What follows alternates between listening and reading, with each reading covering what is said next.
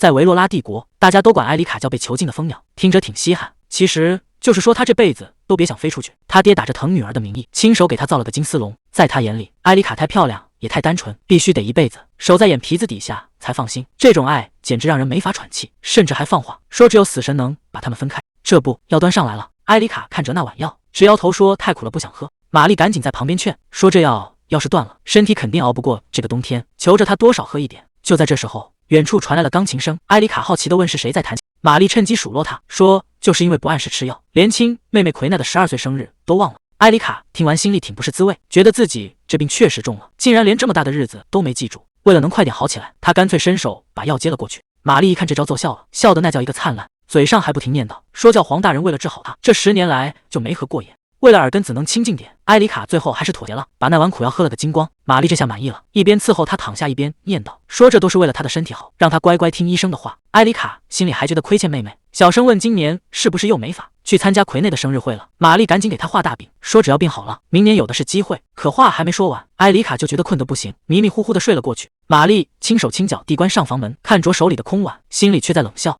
真是個傻瓜，只要這藥不停，他這輩子都別想好起來。瑪麗以為這樣能讓他睡個好覺，可門剛關上，埃里卡就睜開了眼，趁着藥勁還沒上來，他趕緊把剛才喝進去的東西全吐了出來。真是萬幸，瑪麗沒留下來盯着他睡死過去。這種每天被逼着喝毒藥的日子，他真的是受夠了。別人穿越都是去享福的，怎麼輪到他？這輩子攤上的家人比上輩子還要狠毒。說起埃里卡的上輩子，那簡直就是一場噩夢。24歲生日那天，他正安安靜靜在屋裡看書，結果親媽突然發了瘋，直接一把火把家給點了。那個瘋女人一邊狂笑，一邊拽着他爸往火堆裡衝，嘴裡還喊着要全家人一起下地獄。就這樣，埃里卡在漫天大火裡結束了那段淒慘的人生。可誰能想到，在睜眼的時候，他竟然穿越到了小說裡，成了這個叫埃里卡的短命女配。這1年下來，他每天都要躲着瑪麗催命一樣的毒藥，靠催吐財免搶活到現在。但這招已經快到極限了，畢竟在原著裡，這個角色也就活了5頁紙的戲份。要是再不想辦法自救，他遲早還得再死一回。今天就是奎內的生日宴，也是他等了1整年的機會。因為按照劇情，帝國的皇太子以諾今天肯定會露面。以諾可是未來的大英雄，也是唯一能幫他擺脫現狀的人。不管付出什麼代價，今天他一定要抓牢這根救命稻草。埃里卡這個角色從頭到尾就是個徹頭徹尾的悲劇。她是教皇安托萬的長女，在外人眼裡那是含着金湯匙出生的。可誰能想到，她和這個家根本沒有半點血緣關係。她的親生父母其實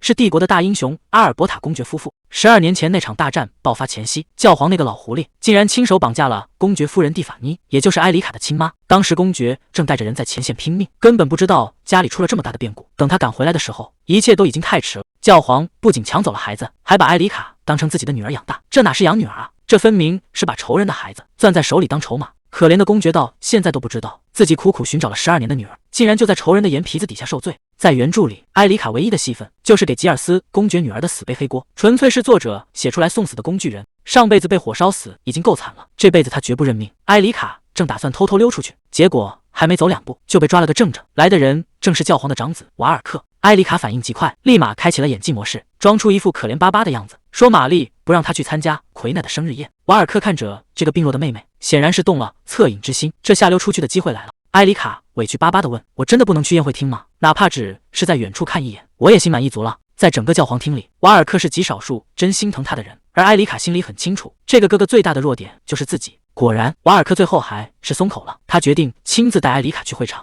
這一招苦肉計用得恰到好處，只要能利用好瓦爾克的同情心，接下來的計劃就穩了。因為埃里卡早就看穿了，瓦爾克對他的感情根本不是什麼純粹的親情，而是那種藏在心底讓他痛苦又掙扎的男女之情。瓦爾克牽着埃里卡的手，就這麼大搖大擺地走進了宴會廳。這下全場都炸鍋了，大家都在小聲嘀咕，這個像鑽石一樣閃耀的小姑娘，難道就是傳說中那位深居簡出的長女？聽聽旁邊這些嚼舌根的，說埃里卡美得不像話，反倒是今天的壽星奎娜被襯托得像只難看的烏鴉。奎娜這下肺都要氣炸了，他死死盯着埃里卡，心裡全是火。明明讓瑪麗看好這個病秧子，怎麼還是讓他跑出來搶風頭了？他求助地看向父親，可教皇一句話都沒說，這局面已經完全失控了。誰能想到，原本該在閣樓裡自生自滅的埃里卡，竟然主動走到了聚光燈下。這劇情跟原著寫的完全不一樣了。籠子裡的小鳥終於在今天當眾張開了翅膀。埃里卡一上來就抱住了奎娜，嘴裡甜甜的喊着生日快樂。這出戲演的，周圍的人全被騙過去了，大家都覺得這對姐妹感真好，還感嘆教皇把這麼漂亮的女兒藏起來，肯定是因為她身體太弱。誰能想到，這全是埃里卡算計好的。就在抱住奎娜的一瞬間，埃里卡的眼神徹底變了，她根本不在乎什麼姐妹情，她的目標在遠處，那是帝國皇太子以諾，也是他這輩子能不能活下去的關鍵。以諾就在那冷眼旁觀，看着這出家庭和睦的戲碼。他心裡很清楚，這教皇廳裡哪有什麼真情實感？有意思，這小姑娘到底想幹什麼？親愛的皇太子殿下，請把你的力量借給我吧。誰能想到，這位被寄予厚望的皇太子以諾，私底下竟然是這種畫風。埃里卡看着他走遠，心裡直犯嘀咕：這家伙難道真的對什麼都不感興趣嗎？其實，在原本的小說裡，以諾可是個徹頭徹尾的狠角色，只要不順他的意，他隨口就是一句：“那你去死好了。”殘忍冷酷，毫無人性，這些詞簡直就是為他量身定做的。只要他出手，就沒打算留活口。雖然朝廷裡那些大臣們對他意見大得很，覺得他手段太極端，但架不住人家後台硬啊。皇帝和宰相叔叔都護着他，誰也拿他沒辦法。在那些貴族眼裡，以諾根本不是什麼皇太子，背地裡都管他叫瘋子，說他就是個從地獄爬出來的惡魔。可誰能想到，這個所謂的惡魔，其實有着最淒慘的來歷。當年那場大火燒得漫天通紅，以諾的親生母親諾爾扎為了替皇帝擋刀，就這麼死在了敵人手裡。皇帝當時徹底崩潰了，可無論他怎麼喊，諾爾扎再也沒法睜開眼。最絕望的是，那時候諾爾扎已經臨盆在即，距離以諾出生僅僅剩下1個星期的時間。就在那場大火裡，諾爾扎永遠的閉上了眼，皇帝整個人都垮了，甚至連床都下不來。在原本的小說裡，皇帝被形容成一個在人間煉獄裡遊蕩的孤魂。可就在諾爾扎葬禮那天，出大事了。誰也沒想到，平時最穩重的蓋瑞竟然在眾目睽睽之下直接掏出了短劍。皇帝加里德雷瑟嚇得大喊：“蓋瑞，你到底想幹什麼？”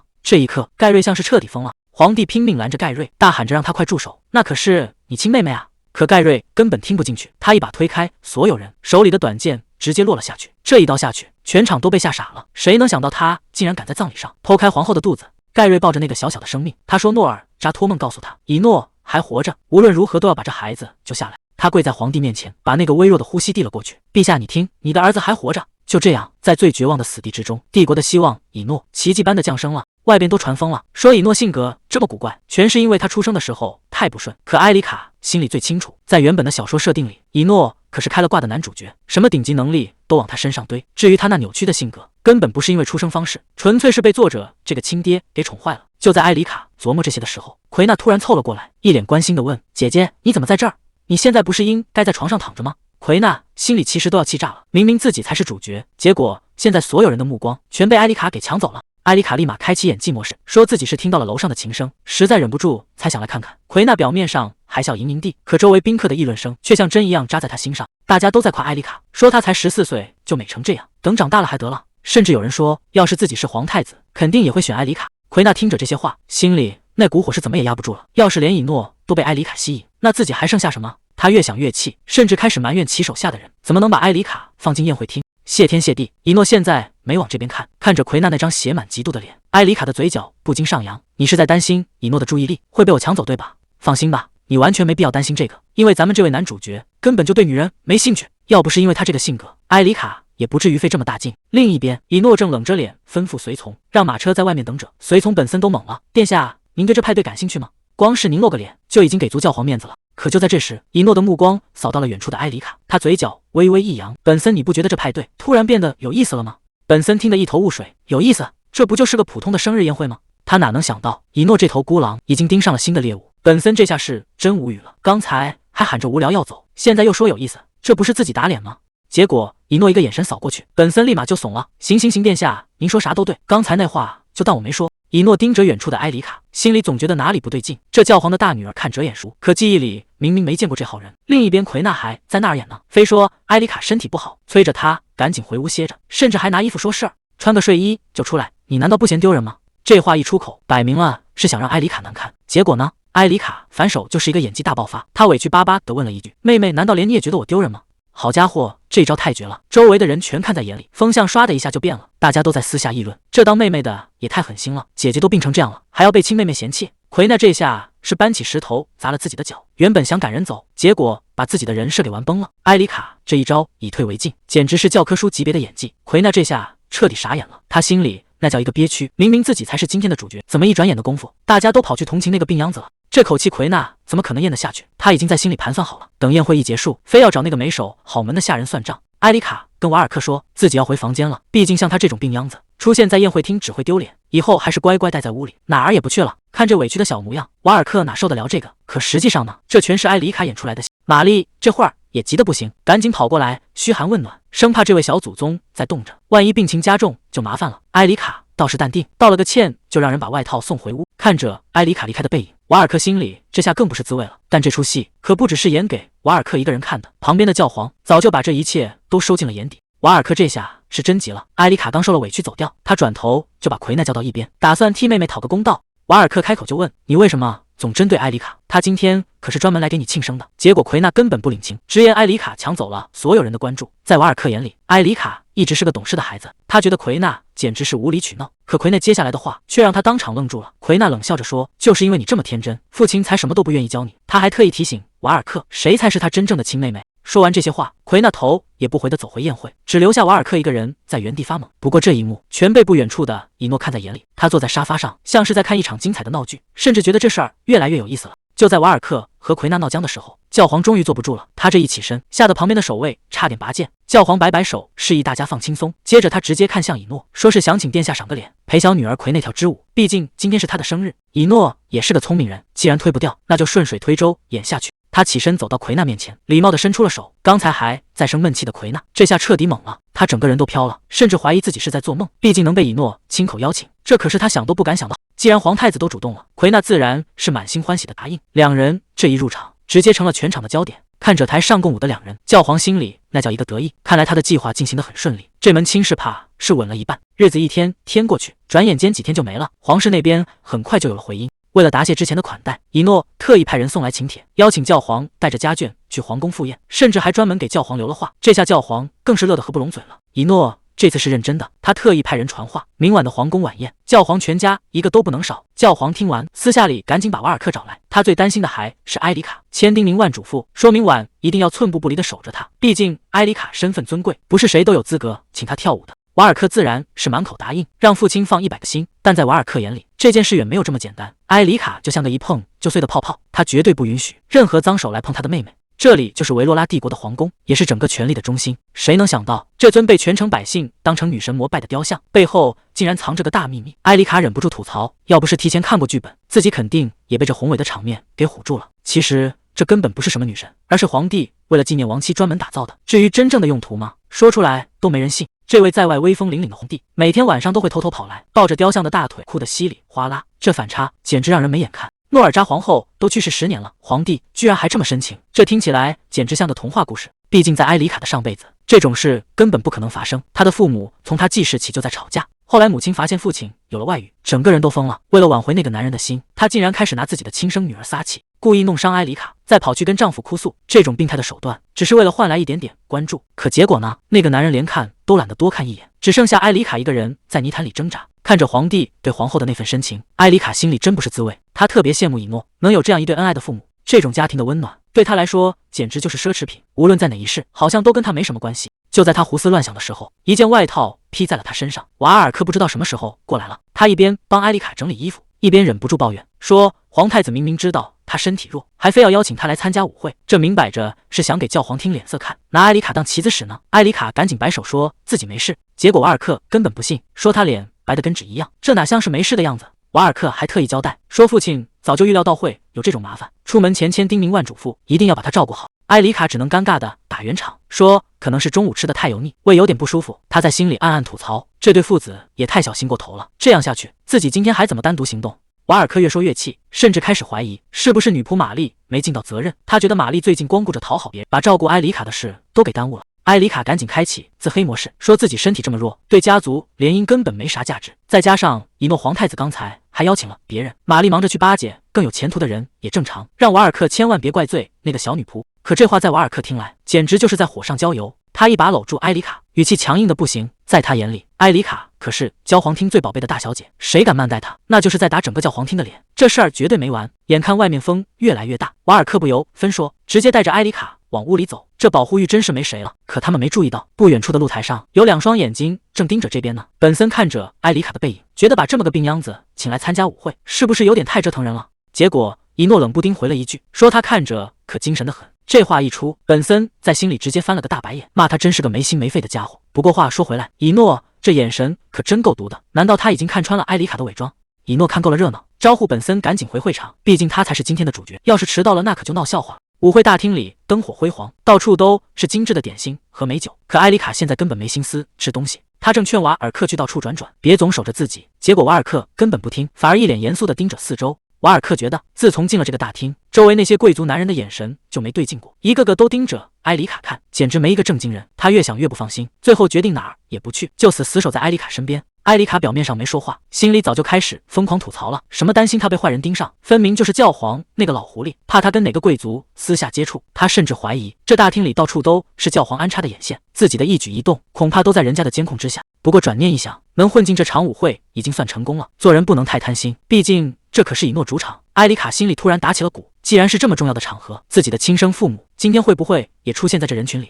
瓦爾克就這麼寸步不離地守着，埃里卡現在是想動也動不了，他心裡門兒清，教皇肯定是怕他私下接觸親生父母，才派了這麼個貼身保鏢過來。不過埃里卡倒是一點不慌，反正這輩子的劇本早就改了，只要能引起以諾那個傲慢家伙的注意，教皇聽的那些爛事兒早晚會被他攪個天翻地覆。畢竟以諾那性格最喜歡看教皇聽倒霉了，這對他來說簡直就是白給的樂子。就在埃里卡想得出神的時候，瓦爾克突然湊了過來，問他在找誰。這一嗓子差點沒把埃里卡嚇得跳起來，他趕緊穩住心神，隨口編了個瞎話，說只是沒看到公爵夫婦，覺得有點奇怪。雖然嘴上敷衍過去了，但埃里卡心裡直打鼓。瓦爾克這人雖然對他不錯，但他對教皇那是絕對的忠誠。外面那些貴族背地裡都管他叫教皇的走狗，這名號可不是白叫的。瓦爾克的直覺敏銳的嚇人，哪怕埃里卡已經很努力在演了，還是覺得在他面前藏不住秘密。瓦爾克就這麼盯着他看，半天沒說話，這氣氛真是讓人壓力山大。瓦爾克一邊擺弄着埃里卡的頭髮，一邊試探着問：“你是不是想去人多的地方湊熱鬧？”還沒等埃里卡回答，他又自顧自地補了句：“等你身體好全了，我天天帶你出去玩都行。”埃里卡一聽這話，立馬開啟了隱後模式，他低着頭小聲嘟囔：“哥哥，我其實挺害怕的，這裡的人我一個都不認識，感覺自己跟這兒格格不入。”這演技簡直絕了，直接把一個膽小無助的小可憐演得活靈活現。可就在這時，旁邊那幾個名媛開始嚼舌根了，他們盯着瓦爾克兩眼放光，說：“這位可是教皇的大公子，平時難得見上一面。”甚至還有傳聞說，教皇正忙着給瓦爾克物色未婚妻呢。這幫女人一個個躍躍欲試，都覺得自己有機會飛上枝頭變鳳凰。這不，馬上就有個膽子大的衝了過來，直接給瓦爾克遞了個眼神，想邀請他跳支舞。瓦爾克這拒絕人的方式，真是一點面子都不給。他直接告訴對方，今天自己得專心照顧妹妹，沒空搭理別人。這下所有人的目光唰的一下全集中到了埃里卡身上，大家都在好奇，這位被藏得嚴嚴實實的教皇長到底長什麼樣。埃里卡倒是落落大方，主動提着裙擺打了個招呼，說自己就是埃里卡，這笑容看起來既溫柔又得體。可瓦爾克根本不想讓他多待，還沒等對方反應過來，他一把就將埃里卡護到了身後，那架勢生怕別人多看他一眼。瓦爾克冷冰冰的解釋說，妹妹是第一次參加這種舞會，現在有點不適應，這明擺着是在下逐客令了。那幾個名媛被這氣場嚇得夠嗆，趕緊一邊道歉一邊溜了，誰也不敢在這位大公子面前觸霉頭。看着這幫人走遠，瓦爾克才稍微鬆了口氣。埃里卡在旁邊乖乖點頭，心裡卻在盤算着別的事。就在這時，人群中突然傳出一陣騷動，有人壓低聲音喊了一句：“快看，是阿爾伯塔來了！”埃里卡猛地回過頭去，這名字一出，他的心跳一下子就亂了。難道真的是他們嗎？阿爾伯塔這4個字一出，整個宴會廳唰的一下全炸了。誰不知道這家人平時深居簡出，也就只有皇太子的面子才能把他們請出山。埃里卡這下徹底坐不住了，他在心裡一遍遍確認，難道真的是爸爸媽媽來了？就在這時，以諾大步流星地走了出來，能讓這位皇太子親自迎接的，整個帝國也沒幾個人。可等看清來人的樣子，以諾卻笑着調侃了一句：“你這家伙怎麼又遲到了？”埃里卡這下徹底懵了，來的根本不是公爵夫婦，而是個看起來年紀不大的少年。這孩子到底是誰？看着那頭熟悉的橘粉色捲髮，埃里卡心裡突然冒出一個念頭：難道這就是他那個從未謀面的弟弟諾亞·阿爾伯塔？周圍的貴族們全都在嚼舌根，說諾亞這孩子確實不一般，畢竟他可是阿爾伯塔公爵領的繼承人。大家都在轉，要是他以後娶了公主，那公爵家和皇室可就真成一家人了。這流言蜚語傳得有鼻子有眼，說他們兩個從小就是青梅竹馬，這門親事準沒跑了。以諾看着身邊的諾亞，問他要不要去廚房拿專門為他準備的甜點。諾亞一聽有吃的，剛才那點貴族架子全沒了，高興的直點頭。看着諾亞那副笑臉，埃里卡心裡直犯嘀咕，這小家伙笑得也太溫柔了，簡直像個披着羊皮的小惡魔。不過轉念一想，這可是他最親的老弟啊，這笑容簡直能把冰山融化。埃里卡覺得自己這反應有點誇張，大概是繼承了原主記憶的緣故，那種血濃於水的親近感，讓他只想離這個弟弟近一點，再近一點。至於旁邊那個礙事的瓦爾克，還是讓他哪涼快哪待着去吧。現在的埃里卡滿腦子都是怎麼護住這個寶貝疙瘩，可看着諾亞的背影，埃里卡的心情突然沉了下來。瓦爾克在一旁嘆了口氣，似乎也察覺到了氣氛不對，因為在原本的小說劇情裡，諾亞的命實在是太苦了。這個現在還活蹦亂跳的男孩子，竟然在故事剛要進入高潮的時候，就因為重病撒手人寰了。就在埃里卡被指控殺害了吉爾斯公爵女兒之後，噩夢就開始了。吉爾斯公爵為了洩憤，在行刑前根本沒打算讓他好過。到了處刑那天，雨下得沒完沒了，阿爾伯塔家的人全都在場。誰能想到，曾經的大小姐，最後竟然像條流浪狗一樣被隨便扔在泥地裡，連個像樣的收場都沒有。可誰能想到，就在埃里卡死後僅僅1個月，那些所謂的目擊者竟然全都改口了，他們承認自己撒了謊，埃里卡根本就沒有下毒，她是清白的。更諷刺的還在後頭，阿爾伯塔公爵夫人意外發現，埃里卡根本不是什麼教皇的私生女，她竟然就是公爵家那個失蹤多年的親生骨肉。真相大白的那一刻，阿爾伯塔全家人都崩溃了。一想到埃里卡臨死前受過的那些折磨，他們的心就像被刀割一樣疼。這種悔恨很快就變成了滔天的怒火，他們發誓要讓仇人血債血償。從此以後，阿爾伯塔家族和吉爾斯家族徹底決裂，成了不死不休的宿敵。兩家人鬥得你死我活，結果全給別人做了嫁衣。就在他們掐得最兇的時候，教皇瞅準機會，直接把大權全揽到了自己，他成了最後的贏家。而阿爾伯塔家族卻徹底走遠了，日子一晃就是2年。誰能想到，當初那個愛笑的諾亞，身體一天不如一天，最終還是沒能熬過去，在那個冷冰冰的房間裡，永遠的閉上了眼。曾經那麼熱鬧的一家人，只剩下一張合照，這代價實在是太慘痛了。埃里卡暗暗發誓，絕對不能讓那樣的悲劇重演。瓦爾克湊過來，關心地問：“是不是身體不舒服？要不要先回府邸休息？反正這種舞會也沒什麼意思。”埃里卡沒說話，只是靜靜地看着他。其實他心裡想的可不是這些。瓦爾克見他不吭聲，追着問：“到底怎麼了？”埃里卡立馬切換到演戲模式，裝出一副委屈的樣子說：“只是想到自己這麼虛弱，心裡就覺得難。”瓦爾克趕緊安慰他：“只要按時吃藥，身體總會好起來的，以後還有的是機會參加舞會。”一聽到藥這個字，埃里卡差點沒忍住笑出來。他在心裡冷哼一聲：“要不是因為那藥，我能變成現在這樣？”埃里卡表面上乖巧地點頭，答應瓦爾克會好好吃藥，可心裡卻在冷笑。什麼兄妹情深，他根本不知道自己一直以來都在被餵毒藥。好不容易應付完瓦爾克，埃里卡總算能鬆口氣。可這舞會上的糟心事還遠沒有結束。另一邊，奎娜正滿臉嫌棄地坐着，看着那些圍着皇室和聖座轉的馬屁精，她真是1秒鐘都待不下去了。她忍不住向父親教皇抱怨，覺得這地方簡直讓人窒息。結果話還沒說完，就被教皇冷聲打斷了。教皇提醒他，這可是皇室晚宴，說話最好注意點分寸，別把這兒當成自家的後花園。被父親這麼一訓，奎娜剛才那股傲氣瞬間沒了，只能老老實實的低頭認錯。教皇這算盤打得真響，他特意提起生日宴上的那支舞，原來他早就把奎娜要和以諾訂婚的消息傳得滿城風雨了。他給奎娜下了死命令，今晚必須再跟以諾跳一支舞，只要這出戲演好了，王妃的位置就穩了。奎娜這回倒是挺聽話，她心裡清楚，只要能當上王妃，現在的委屈都不算什麼。她立馬換了副面孔，答應會好好表現。正說着呢，以諾帶着諾亞回來了，看他那輕鬆的樣子，顯然還沒意識到自己已經被人盯上了。教皇在旁邊冷眼瞧着，就像在看已經到手的獵物。他又盯着諾亞，嘴裡念叨着他的名字。在他眼裡，諾亞不過是一名騎士，不管這騎士動作有多快，只要動了，就一定會留下破绽。只要能抓到諾亞的弱點，他就能布下一個死局，讓這孩子徹底翻不了身。看着諾亞那吃奶油吃得正香的樣子，埃里卡忍不住想，以諾這當哥哥的還挺細心，專門給弟弟準備了愛吃的，這兄弟倆感情倒是不錯。瓦爾克這時候湊了過來，問埃里卡要不要出去透透氣，說白了就是想把他帶走。可埃里卡現在哪捨得走啊，他還得盯折場上的動靜呢，直接笑着給拒絕了。不過這瓦爾克也真是的，非要貼這麼近說話。埃里卡這會兒正納悶呢，這以諾到底累不累啊？自從諾亞回來坐下吃東西，以諾的眼神就沒從這邊挪開過，這一遍又一遍地盯着看，顯然是衝着埃里卡來的。諾亞正吃得開心，以諾卻坐在一旁琢磨時，他想起了教皇家那個身體不好的大女兒，還有之前生日宴會上那種說不清道不明的古怪感覺。以諾突然開口：“諾亞，還記得我之前跟你提過的埃里卡嗎？”諾亞正吃着蛋糕，被這一問差點沒噎着，趕緊點頭回應。以諾接着說：“他今天也在這兒，我帶你去見見。”看着以諾帶着諾亞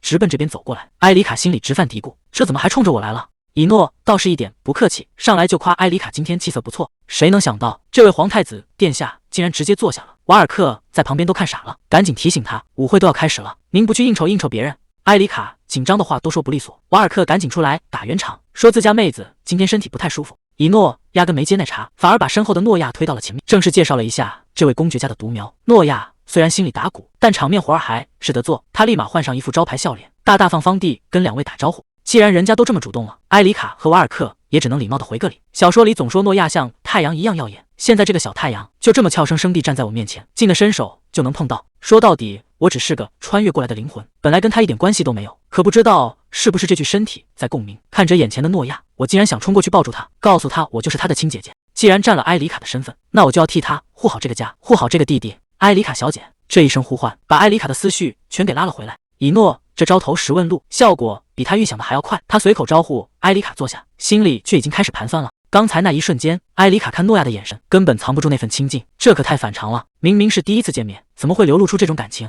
以諾越琢磨越覺得不對勁。瓦爾克還在旁邊客套，說感謝皇室今天的邀請，畢竟現在外面都在轉，皇室和教廷的關係早就已經到了冰點。以諾這回是真不打算繞彎子了，他直接把那層窗戶紙給捅破了，說現在外面都在轉，教皇想取代皇室當老大，瓦爾克聽完連眼皮都沒抬一下，笑着說：“這全是沒影兒的謠言，還放狠話要把造謠的人全救出來，讓他們在神面前跪着懺悔。”這話說得漂亮，可實際上兩邊都在暗暗較勁。以諾趕緊順着話茬往下接，說皇室也是這麼想的，所以才辦了這場舞會來闢謠。埃里卡在旁邊看得真切，這倆人一個比一個能演，這回答聽着就沒走心，全是場面上的客套話。就在這氣氛僵到不行的時候，諾亞這小家伙心思早就飛到桌上的蛋糕上去了。埃里卡順手把蛋糕推到了諾亞面前，這一下把諾亞給整懵了，小心翼翼地確認是不是給他的。以諾倒是演得挺像，居然還能对着諾亞笑出來。埃里卡在旁邊看得真切，這家伙簡直就是個控制情緒的高手。可諾亞哪管這些彎彎繞繞，甜甜地喊了一聲姐姐，這一聲姐姐直接把埃里卡給徹底拿捏了。什麼皇室教廷的恩怨，現在他只想當諾亞的頭號粉絲，誰要是敢動他弟弟，他絕對跟誰拼命。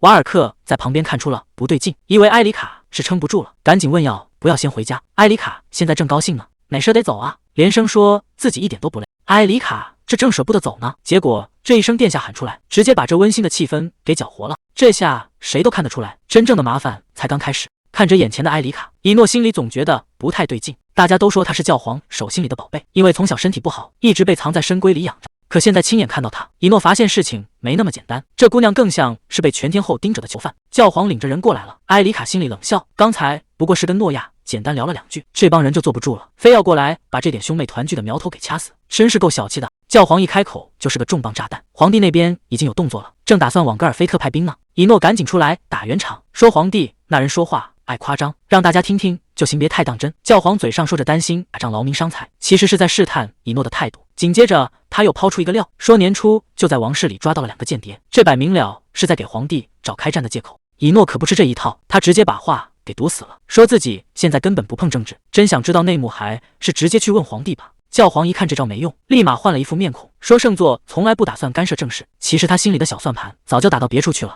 他突然把話題轉到了女兒奎娜身上，當眾問以諾舞會的舞伴定下來沒有。這老爹也是夠拼的，話裡話外都在推銷女兒。奎娜在旁邊都被問懵了，這突如其來的相親局，誰能想得到？以諾這嘴還挺甜，說奎娜真是越變越漂亮了，還大方表示既然大家都是朋友，以後有什麼事直接找他就行。奎娜這下徹底懵了，他哪敢想啊，自己居然能跟以諾攀上朋友關係。以諾沒給他太多反應的時間，直接拋出了橄欖枝，問他願不願意在舞會上搭個伴，這可是天上掉餡餅的好事。奎娜趕緊點頭答應，生怕晚1秒對方就反悔了。教皇在旁邊看着，心裡估計已經樂開了花，這老狐狸的計劃總算是成了一半。可誰能想到，以諾心裡壓根沒想什麼兒女情長，他總覺得這背後藏着貓膩。既然對方主動送上門，那他就順藤摸瓜，看看這幫人到底在玩什麼花樣。埃里卡親自給教皇遞上熱茶，他笑着說請喝茶。其實他心裡早就盤算好了，明知道教皇那老狐狸疑心蟲，他還是故意在以諾面前露了臉，就是為了確認一件事，這原本定好的劇本是不是真的變了。以諾這人向來謹慎，只要他起了疑心，那埃里卡的目的就達到了。現在的以諾肯定已經盯上他了。回想起以前，教皇總把埃里卡是寶貝掛在嘴邊，可只要埃里卡表現得比奎娜優秀，那老家伙的臉色就變得特別難看。在教皇眼裡，埃里卡不過是個好用的工具，既然是工具，就絕對不能蓋過親生女兒的風頭。教皇突然開口問埃里卡，你是不是累了？埃里卡順着他的話點點頭，說是有點累了。這老狐狸心裡其實早有打算，他覺得埃里卡最近太不聽話，是時候該管教管教了。他提出要送埃里卡回家，瓦爾克這時候也湊了過來，提醒說該到吃藥的時間了。教皇順水推舟，讓埃里卡趕緊去辦該辦的事。埃里卡只能乖乖答應。就在他準備離開的時候，諾亞在旁邊看愣了，他忍不住喊了一聲埃里卡姐姐，舞會才剛開始，怎麼現在就要走？埃里卡只能找個借口，說自己身體不舒服，得先失陪了。諾亞雖然沒玩夠，但也只能乖乖道別，約好下次再見。他心裡直犯嘀咕，跟教皇待在一起多沒勁，簡直無聊透了。沒想到教皇這回挺大方，讓諾亞自己去玩，不用在這兒陪着。諾亞這下可樂壞了，一溜煙就跑了，說是要去找以諾哥哥。看着諾亞跑遠的背影，教皇一句話都沒說。舞池那邊，以諾正帶着奎娜在跳舞，這畫面看着挺美，可背後的水深着呢。教皇冷笑一聲，心裡別提多得意了，反正目的已經達到了，接下來不管發生什麼，結果都不會再改變了。馬車緩緩行駛在路上，瓦爾克突然開口，埃里卡，你怎麼了？你看上去狀態不太對，是出什麼事了嗎？埃里卡嘆了口氣，我只是在想，這身體什麼時候能好利索，真想去參加舞會啊，哪怕只是個茶會也行。但這其實都是演出來的，誰能想到他背地裡竟然在偷偷練腹肌。還好這時代穿得厚，不然這身腱子肉可就真藏不住了。瓦爾克還在那兒安慰呢，他說只要按时吃父亲給的藥，身體肯定能好起來。這當哥哥的真是半點沒懷疑。埃里卡表面上乖巧的不行，笑着答應說好，可這笑容背後藏着的是能把人嚇出一身冷汗。那所謂的救命藥是教皇親手餵下的慢性毒藥，要是瓦爾克知道真相，他還會對教皇那麼忠誠嗎？埃里卡心裡早就有了答案。瓦爾克跪在地上，滿臉的不甘心，他問為什麼要這麼做。教皇居高臨下的看着他，語氣冷得像冰。你問為什麼？難道你是在恨我嗎？瓦爾克一句話都說不出來，這哪是父子對話，簡直就是審判。教皇丟下一句狠話，記住了，永遠不要違抗教皇的命令，否則後果你承擔不起。回憶還沒散去，危機就先到了。馬車突然一陣劇烈晃動，外面的馬嘶鳴的厲害，這路走得好好的，怎麼會出這種事？瓦爾克反應很快，一把摟住身邊的埃里卡，大喊着讓他抓穩。外面亂成了一鍋粥，護衛們全都拔出了劍，有人在喊有埋伏，快保護好他們。瓦爾克猛地推開車門，對着眼前的黑衣人怒喝：你好大的膽子，護衛快過來！可下一秒，瓦爾克整個人都僵住了，護衛竟然全到了，就這麼一眨眼的功夫，对方就把所有人全解決了。這黑衣人到底什麼來頭？還沒等瓦爾克反應過來，身後的埃里卡突然發出一聲尖叫：哥哥救我！瓦爾克回頭一看，心都涼了半截，埃里卡竟然被对方给劫持了，這下徹底落到了人家手裡。瓦爾克强壓着怒火問：到底是誰指使你幹的？黑衣人冷笑一聲，說自己只是個求財的強盜，想要人平安回去，就老老實實準備好贖金，等他們的消息。瓦爾克死死盯着對方，一字一頓地問：你知不知道你綁架的到底是誰？黑衣人笑的那叫一個囂張，他說自己心裡清楚得很，讓瓦爾克儘管放心。瓦爾克根本不吃這一套，直接就衝了上去，想帶走人，先問問他答不答應。可誰能想到這一擊竟然打空了，對方唰的一下化成黑煙散開。瓦爾克這下才反應過來，原來是個魔法師。黑衣人站在高處冷哼一聲，還陰陽怪氣的打了個招呼，管瓦爾克叫叫停的小少爺，這擺明了就是衝着他們來的。瓦爾克這回是真的急了，他死死盯着樹上的黑影，咬着牙放狠話，要是敢動埃里卡一下，這輩子都別想好過。埃里卡在陌生的床上醒了過來，這地方看着可不像什麼地牢，反倒像個高級客房。他心裡正盤算着呢，這到底是單純的綁架，還是教皇那幫政敵搞的鬼？要是為了贖金，教廷那邊肯定會派人來救命。就在這時候，門突然被人推開了，埃里卡反應挺快，直接捂住眼睛就開始演戲，大喊着自己什麼都看不見。這還沒完，他接着又嚷嚷，說自己連耳朵也聾了，這演技不去當演員真是可惜了。結果對方冷不丁回了一句，說他又瞎又聾，真是太可憐了。這聲音聽着怎麼這麼耳熟？埃里卡這下演不下去了，抬頭一看，整個人都愣住了，坐在窗邊的竟然是以諾。這下事情變得有意思了，堂堂皇子殿下怎麼會出現在綁架現場？以諾倒是挺淡定，還調侃說看到埃里卡這麼驚訝，真是讓人有點傷心。他原本還以為埃里卡會很開心能跟他獨處呢，這話說的簡直讓人沒法接。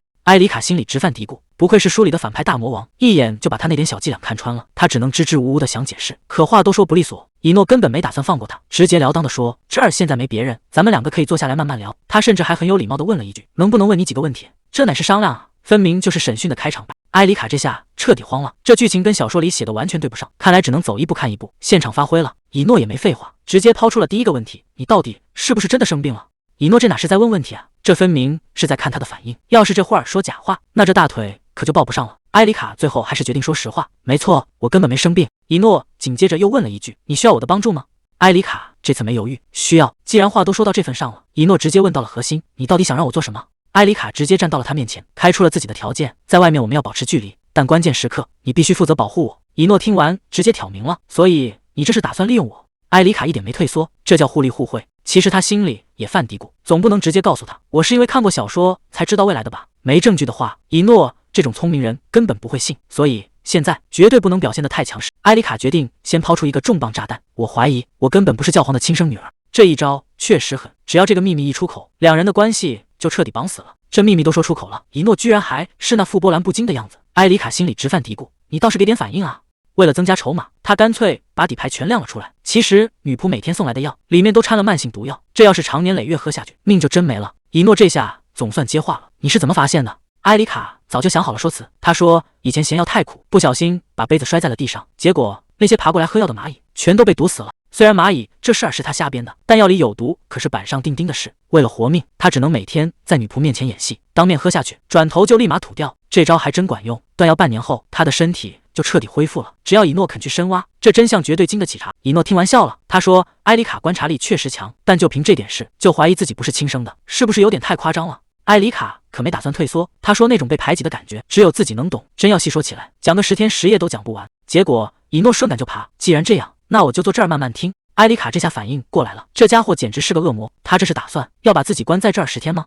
以諾倒是換了個話題，他說埃里卡可是公認的寶貝，全城的男人可都等着他長大呢。以諾突然冒出一句，其實我也是那些男人中的一個。還沒等埃里卡反應過來，他又拋出一個更離譜的意，不如我們假裝成青梅竹馬吧。以諾一邊靠近一邊威脅，如果我把你關在這裡，對我來說不是更有利嗎？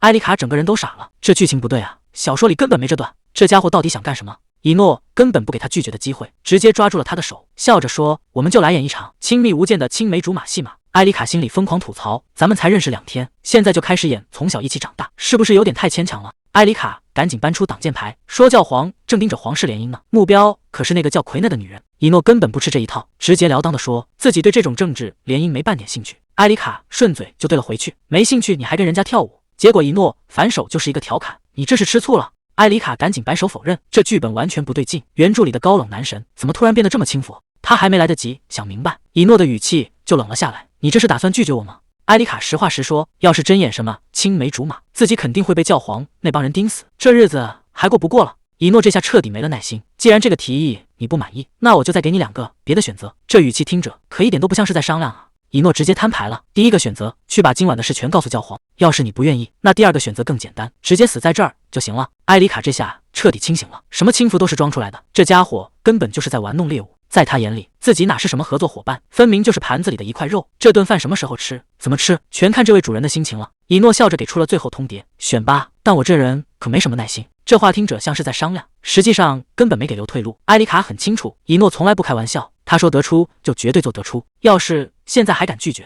那下場只有一個，就是死，絕對不能讓他现在就动了杀心，畢竟這輩子還得好好活下去。艾麗卡立馬換上一副笑臉，請讓我當你的青梅竹馬吧，反正演戲這事兒他最拿手了，就當是接了個新角色。以諾打了個響指，剛才那種壓抑的感覺一下子全沒了。以諾點點頭，我就喜歡跟聰明人打交道，既然成了青梅竹馬，那有些事就要按規矩辦了。看着以諾在那兒寫畫畫，艾麗卡心裡直犯嘀咕，這家伙絕對沒憋什麼好主意。這第1天還沒過完，真正的麻煩恐怕還在後頭呢。艾麗卡困得直打哈欠，以諾還在那兒寫個不停，這都寫了多久了，還沒完事兒嗎？這小身板確實扛不住了。艾麗卡試探着問，能不能讓我先睡會兒？我是真的撐不住了。以諾頭都沒抬，直接回了一句，沒問題親愛的。這一聲親愛的差點沒把艾麗卡當場送走。以諾還一臉理所當然，青梅竹馬之間不都是這麼稱呼的嗎？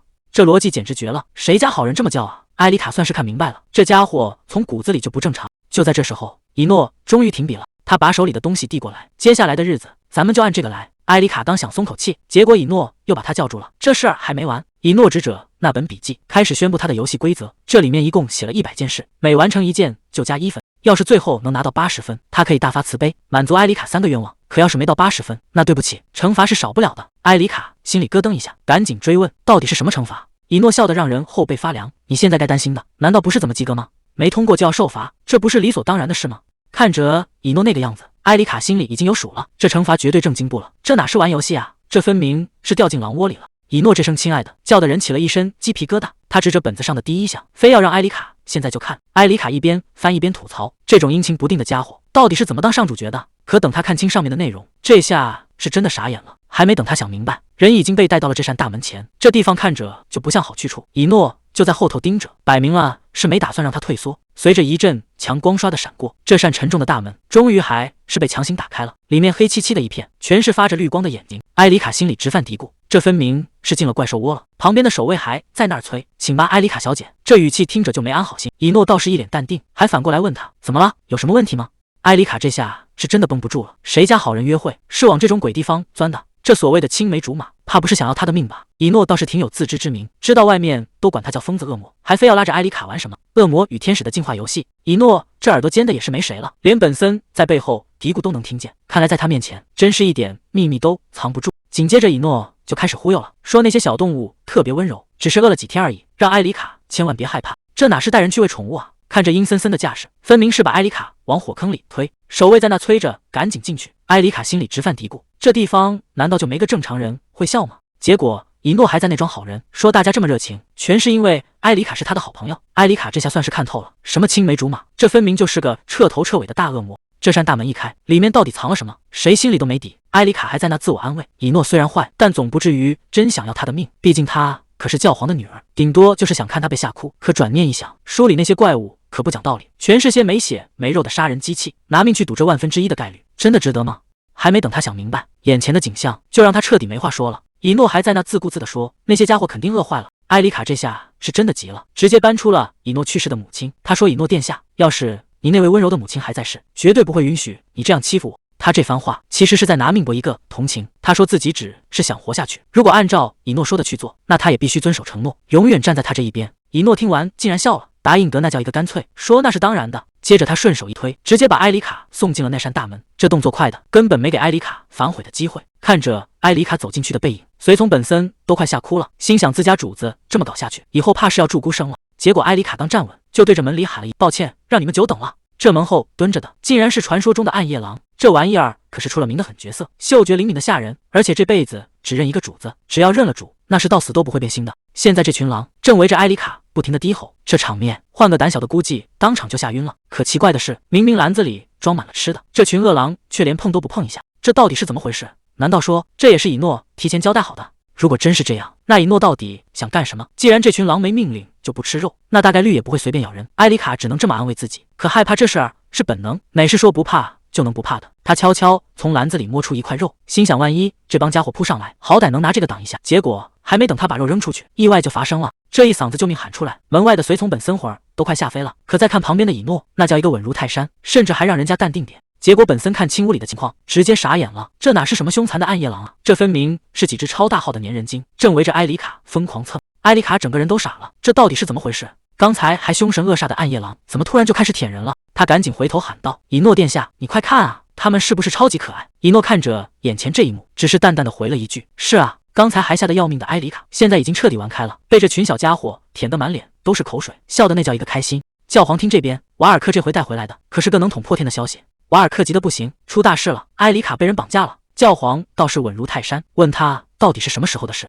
瓦爾克解釋說，就在回來的路上，已經派聖騎士去搜救了。誰知道教皇聽完，反而讓他別大驚小怪。瓦爾克這下更急了，這可是魔法師幹的，明擺着是要勒索教皇廳。瓦爾克正急着救人，奎娜卻陰陽怪氣的開口了：“哥哥，你擔心的到底是教皇廳，還是你那寶貝妹妹埃里卡啊？”瓦爾克聽不下去了，提醒他埃里卡也是你的親姐妹。可奎娜根本不在乎，轉頭就跟父親邀功，說自己跟以諾殿下的進展很順利，至於那個沒用的累贅，根本沒必要去跟綁匪談判。這話聽得瓦爾克心都涼了，他怎麼也想不通，為什麼親姐妹能恨成這樣？明明從小到大，埃里卡什麼好東西都讓給他，結果換來的卻是變本加厲的折磨。瓦爾克最後只能看向父親：“那可是您的親生女兒啊，以前您不是最疼她的嗎？”可教皇接下來的反應讓瓦爾克徹底傻眼了。教皇不僅沒打算救人，反而一臉嫌棄地問瓦爾克：“你擺出這副樣子給誰看？”在他眼裡，瓦爾克這種擔心的行為簡直就是丟了家族的臉。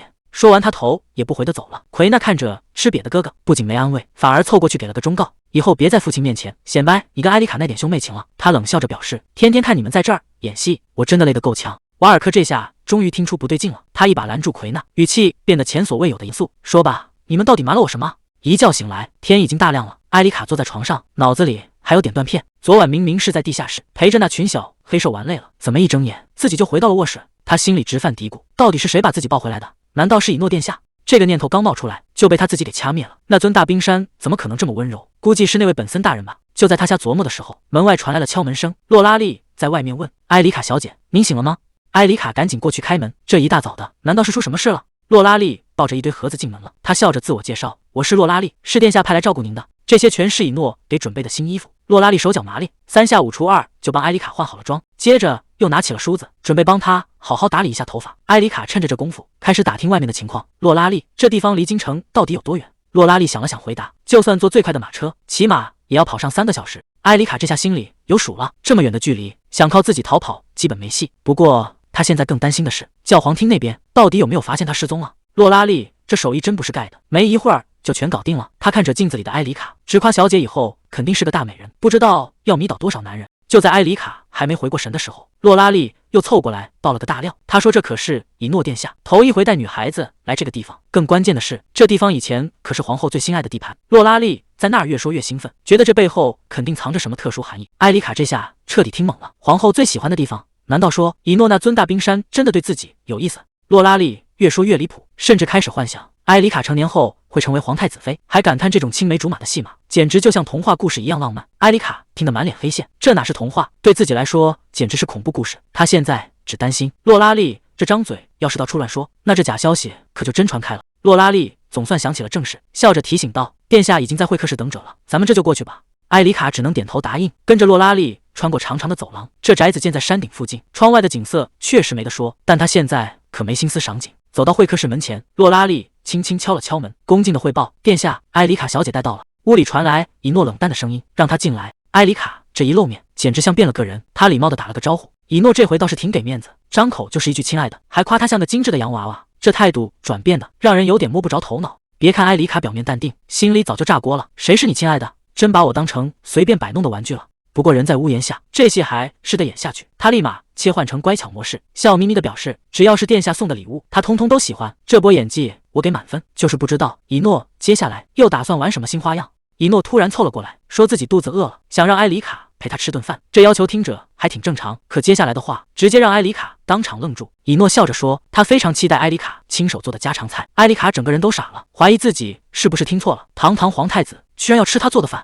埃里卡試探着問，你是說讓我去下廚？一諾居然理直氣壯地點了點頭，說這就是青梅竹馬之間的相處方式，還得靠做飯來增進感情。旁邊的洛拉麗還在那兒一個勁的跟着點頭，一臉磕到了的表情。埃里卡心裡簡直在咆哮，洛拉麗，你清醒一點，我們這青梅竹馬可是冒牌的呀。一諾一句話，埃里卡直接進了廚房。他看着眼前的鍋碗瓢盆，心裡直犯嘀咕，昨天還讓他去驯獸，今天就要变生肖廚娘，這分明是想把他培養成全能特工啊。最倒霉的還是旁邊的本森，莫名其妙也被捲進了這場鬧剧。埃里卡怎麼也沒想到，上輩子為了活命才練出來的廚藝，現在居然成了討好一諾的本事。以前那個家簡直就是個火藥桶，爸媽只要一見面就吵個沒完，當爹的不回家，當媽的就整天把自己灌醉，根本不管女兒還餓着肚子。為了不挨罵，也為了能吃上一口熱乎飯，他只能踩着板凳構灶台，硬生生把自己逼成了廚子。結果呢，辛辛苦苦做出來的飯換來的全是嫌棄，不是鹹鹽放多了，就是鹹菜煮爛了，反正怎么做都不對。就是在這種沒完沒了的挑刺裡，他才練就了這一手好廚。這一桌子菜端出來，誰看了不流口水？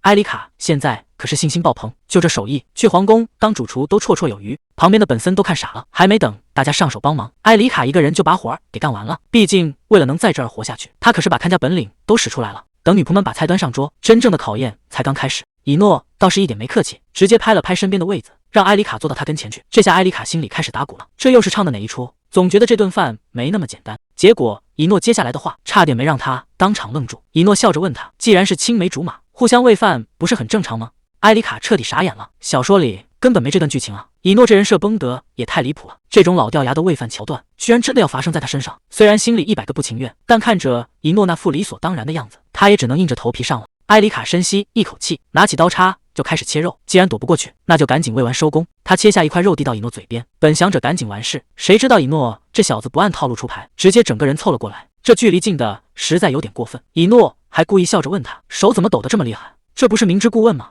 埃里卡嘴上說着沒有，心裡早就把這副黑的小子罵了800遍。結果以諾倒是一臉享受，直接張嘴把肉給吃了。埃里卡現在滿腦子都是問號，這日子到底什麼時候是個頭？以諾說要玩10天的青梅竹馬遊戲，要是這10個劇本演不完，難道真要把他關一輩子嗎？就在他胡思亂想的時候，以諾突然晃着紅酒杯問他，你談過戀愛嗎？埃里卡聽完都想翻白眼，他以前連房門都出不去，除了教皇和瓦爾克，連個男人的影子都見不着，上哪兒談戀愛去？可還沒等他反應過來，以諾接下來的話更離譜。他笑着提議，等咱們長大了，要不乾脆談場戀愛吧。埃里卡一口水差點沒噴出來，這小子腦子裡到底在想什麼？結果以諾還沒說完，又一臉淡定地補了一句，而且你只能跟我談。埃里卡心想這人絕對是喝高了，可仔細一看，以諾面前的酒杯根本沒動過，這清醒着說胡話才最嚇人。以諾看着窗外，語氣突然變得有點深沉。他說他父親當年深愛着母親，甚至在母親去世後，整天守着雕像發呆流淚。他一直很好奇，那種能讓人徹底失控的愛到底是什麼滋味。以諾這話說的簡直讓人後背發涼。他說要是埃里卡敢喜歡上別人，他絕對會親自動手。這下埃里卡手裡的叉子都停住了，這哪是談戀愛啊，這分明是赤裸裸的威脅。可他心裡更清楚一件事，這種所謂的深情得兩情相悅才叫浪漫吧。畢竟作為看過劇本的人，埃里卡太了解以諾了。在原本的故事裡，他雖然是萬眾矚目的英雄，身邊美女如雲，但他心裡根本就沒裝過任何人。對他來說，親情也好，愛情也罷，都比不上手裡的權力和掌控感。他這種人根本就不懂什麼是真正的愛。再加上埃里卡自己親眼見識過父母那20年的婚姻，那種名存實亡的關係，讓他對這種極端的佔有欲只有說不出的抵觸。對於愛這種東西，埃里卡早就沒什麼期待了。越是過得慘的人，就越喜歡在虛構的故事裡找。可真到了現實裡，根本沒人能真正去愛另一個人。他覺得自己就是這種人，早就把西門給焊死了。飯桌上的氣氛還是那麼微妙。以諾突然轉頭吩咐洛拉麗說，埃里卡實在是太瘦了，在這兒住的時候營養必須得跟上，絕對不能虧待了這位大小姐。洛拉麗聽完簡直比當事人還激動，趕緊連聲答應下來。看這架勢，他是真把這倆人當成甜蜜的一對了。以諾舉起酒杯，笑得那叫一個燦爛。他說對今天的約會非常滿意，還提醒埃里卡別忘了之前的約定。他非常期待埃里卡親手做的甜點。看着這盤黑乎乎的東西，本森自己都懷疑人生了，這玩意兒真的能下嘴嗎？結果以諾還真給面子，擦了擦嘴評價道，這味道確實挺獨特的，埃里卡趕緊在旁邊找布，說這裡面加了藥草，主打一個強身健體。以諾乾脆順桿往上爬，問能不能天天給他做，好讓他直接活到500歲。埃里卡表面笑嘻嘻的答應，心裡早就開始翻白眼了。這男人擺明了是在逗他玩，玩笑歸玩笑，正事兒還是得辦。以諾話鋒一轉，開始打聽教皇那邊的動靜了。本森帶來的消息讓氣氛一下子變得嚴肅起來。昨晚聖騎士團確實出動了，目標就是埃里卡，但這事兒並不是教皇的意思，而是瓦爾克擅自做主。除了找人，教皇那邊暫時還沒別的動靜。埃里卡聽完，更加確信了自己的猜測，她根本就不是教皇的親生女兒。現在教皇和奎娜走得這麼近，估計是覺得她已經沒用了，但又不好意思明着把她踢開。畢竟當初把她接回來，就是為了削弱各方勢力，好讓教皇的手伸進皇室。如果計劃進行的順利，教皇甚至可能再等一個機會，借別人的手除掉他。只要他一死，教皇就能不費吹灰之力達成所有的目的。這一切的變數，全是因為他去參加了奎內的那場生日宴會。在原本的小說劇情裡，以諾根本沒在舞會上邀請過任何人，教皇也因為那次意外，徹底失去了進入社交圈的機會。看來這就是所謂的蝴蝶效應，一點微小的變動，讓接下來的走向全變了。雖然沒親歷過原主受的那些罪，但那股對教皇的恨意已經徹底刻進了骨子裡。以諾也拿定了主意，雖然現在還沒拿到實錘證據，但他心裡已經100%確定，埃里卡絕對不是教皇的親生女兒。既然找到了這個突破口，那就必須順着這條線查到底。而且他總覺得埃里卡和諾亞之間肯定還藏着什麼沒揭開的秘密。瓦爾克這會兒正一個人呆着，奎娜終於把真相捅破了。原來埃里卡根本就不是家族的人，什麼所謂的珍貴的蜂鳥，說白了就是個撿回來的野孩子。既然是這種身份，那他最好趕緊消失，省得在這兒礙眼。瓦爾克這下全明白了，原來那個一直叫妹妹的人跟他一點血緣關係都沒有。既然沒了這層血緣枷鎖，那接下來的事情可就有意思多了。就在他盤算的時候，旁邊的守衛趕緊過來認錯，生怕惹這位大人不高興。聖騎士團團長趕緊過來匯報，說是找了半天，還是沒發現埃里卡的蹤跡。瓦爾克這下有點急了，全城都翻遍了嗎？團長也很無奈，說是對方用了魔法抹除痕跡，方圓10公里連個影子都沒見着。瓦爾克直接下了死命，把搜索範圍擴大到20公里，無論如何也得把人找回來。他隨手扔掉了手裡的紅玫瑰，這動作看着可不太妙。既然已經確定沒有血緣關係，瓦爾克心裡的那點念頭徹底變了味兒。他一腳踩在花瓣上，這意思再明顯不過了。在他看來，既然埃里卡不是親妹妹，那這世上能保護她的人就只能是他自己了。這種扭曲的執念，怕是要出大事啊！大清早的，洛拉麗就開始給埃里卡梳洗打扮。看着這身利落的打扮，埃里卡有點納悶，這是要帶我去騎馬嗎？洛拉麗笑着點點頭，手上的動作一點沒停。埃里卡卻有點犯難，可我根本不會騎馬呀。洛拉麗利索地扎好最後一個髮髻，安慰他說：“別擔心，以諾殿下會親自教你的。”一聽是以諾教自己，埃里卡立馬就放心了，畢竟有他在，好像什麼難題都能解決。此時在馬場那邊，以諾正牽着馬和人聊天，隨從本森看着這些溫順的馬，忍不住感嘆：真是奇了怪了，明明大家都怕你怕得要死，怎麼這些動物反倒這麼親近你？以諾摸了摸馬背，淡淡的回了一句：“因為在這個世界上，能說真心話的人實在太少了，反倒是這些不會說話的動物，心思更单純些。”就在以諾感慨的時候，埃里卡一路小跑着過來了。看他這身利落的打扮，顯然是等不及要開始練習了。埃里卡一邊跑一邊喊：“殿下，您已經到了呀！真抱歉讓您久等了。”隨從本森在一旁起哄說：“埃里卡小姐終於來了。”可誰也沒想到，就在以諾看向埃里卡的一瞬間，無數淒慘的叫聲突然在他腦子裡炸開，全是些為什麼、好痛苦、快住手之類的胡話。這突如其來的變故把以諾整個人都定在了原地。隨從本森看出了不對勁，趕緊問他是不是哪裡不舒服。埃里卡也湊上來關心，問他是不是有什麼心事。結果以諾就這麼直勾勾地盯着他，半天沒吭聲。這眼神看得埃里卡心裡直發毛，他趕緊摸了摸自己的臉，問：“我臉上是有什麼東西嗎？”以諾這才回過神來，笑着說：“沒什麼。”但他心裡清楚，剛才腦子裡閃過的那些畫面，絕對和埃里卡脫不了干係。不過現在還沒到時候，沒必要急着弄清楚。聽他這麼一說，埃里卡總算鬆了口氣。可轉念一想，剛才他發呆的樣子實在太反常了，該不會是在憋什麼壞主意吧？畢竟在小說原著裡，以諾可是個城府極深的角色。埃里卡越想越糾結，甚至開始抱怨，為什麼自己沒能轉生到那種簡簡單單的戀愛小說裡呢？就在他胡思亂想的時候，以諾已經牽着馬走到了跟前，伸手就要抱他上馬。這突如其來的動作把埃里卡嚇得直接蹦開。以諾也有點懵，問他這是怎麼了。埃里卡紅着臉大喊：“我自己能行。”以諾無奈的解釋：“你以後可是要當皇太子妃的人，這種事不是應該早點習慣嗎？”接着他又補了一句：“剛才我的動作，你該不會是誤會什麼了吧？”埃里卡趕緊擺手解釋：“絕對沒有的事，我只是覺得這種親密接觸應該留到訂婚以後再說。”雖然他也知道以諾現在肯定沒那些歪心思，但人與人之間總得保持點社交距離吧。以諾倒也乾脆，既然你想自己來，那就請便吧。可等埃里卡真站到馬跟前，整個人都傻眼了，這馬也太高大了吧，確定是一個10歲小孩能騎的？看着以諾那副看好戲的樣子，埃里卡心裡那股勁兒也上來了，他這絕對是在小瞧我。他一邊給自己打氣，一邊小心翼翼地湊過去，嘴裡還不停地念叨着：“好馬，你可千萬要乖乖的，別讓我當眾丟人啊！”結果呢，埃里卡這腳還沒踩上馬凳，這馬就開始不耐煩地亂動。埃里卡這下尷尬了，他心裡直犯嘀咕：難道連畜生都看不起我這個配角嗎？其實這馬哪敢看不起他呀？他是被嚇着了。以諾就往那兒一站，一個眼神過去，這馬立馬老實的像只貓。這時候旁邊的本森趕緊搬來腳踏凳，埃里卡這才算有了個台階下。費了半天勁，埃里卡總算爬上去了，可這高度還是讓他心裡沒底。以諾倒是挺細心，一邊牽着繩子，一邊教他怎麼找平衡。看着兩人這互動的勁兒，旁邊的本森都覺得自己多餘了，這哪是練馬啊，這分明是沒他什麼事了。以諾牽着馬走在前面，輕聲安慰着馬背上的埃里卡：別怕，我就在你身邊。埃里卡乖巧地點了點頭。以諾一邊帶路一邊叮囑：抓好韁繩，我會一直陪着你的。看着以諾這麼細心，埃里卡覺得這事兒還挺有意思，慢點走也沒關係，只要能出來透透氣就好。以諾笑着看向他：這段時間一直把你關在屋裡，肯定憋壞了吧？埃里卡笑得特別燦爛，這還是他第一次出遠門，更是第一次騎馬，新鮮感早就蓋過了那點緊張。可這一幕落在旁邊的本森眼裡，那簡直是太陽從西邊出來了。自家主子最近太反常了，陪女人吃飯還帶人騎馬。本森越琢磨越覺得不對勁，以前的以諾哪幹過這種事啊？他甚至開始懷疑自家主子是不是轉了性取向。以諾突然問了個扎心的問題：要是最後發現你根本不是教皇的女兒，你打算怎麼辦？埃里卡愣了一下，這事兒他還真沒仔細想過。沉默了好一會兒，他才笑着給出了答案：那我就去找親生父母唄，不管他們在哪，我都想見見他們，因為我也想試試被人無條件愛着是什麼感覺。這話聽得以諾心裡不是滋味，還沒等他接話，暗處的守衛突然現身匯報：殿下出事了，大概有30個聖騎士已經摸到這附近了，其中一半正往這邊趕，剩下的全守在別館門口。埃里卡這嚇慌了，他沒想到對方動作這麼快，而且還帶了這麼多人，難道全是衝着他來的？以諾倒是淡定得很，他轉頭看向埃里卡，直接把選擇權丟給了他：你現在想被他們抓走嗎？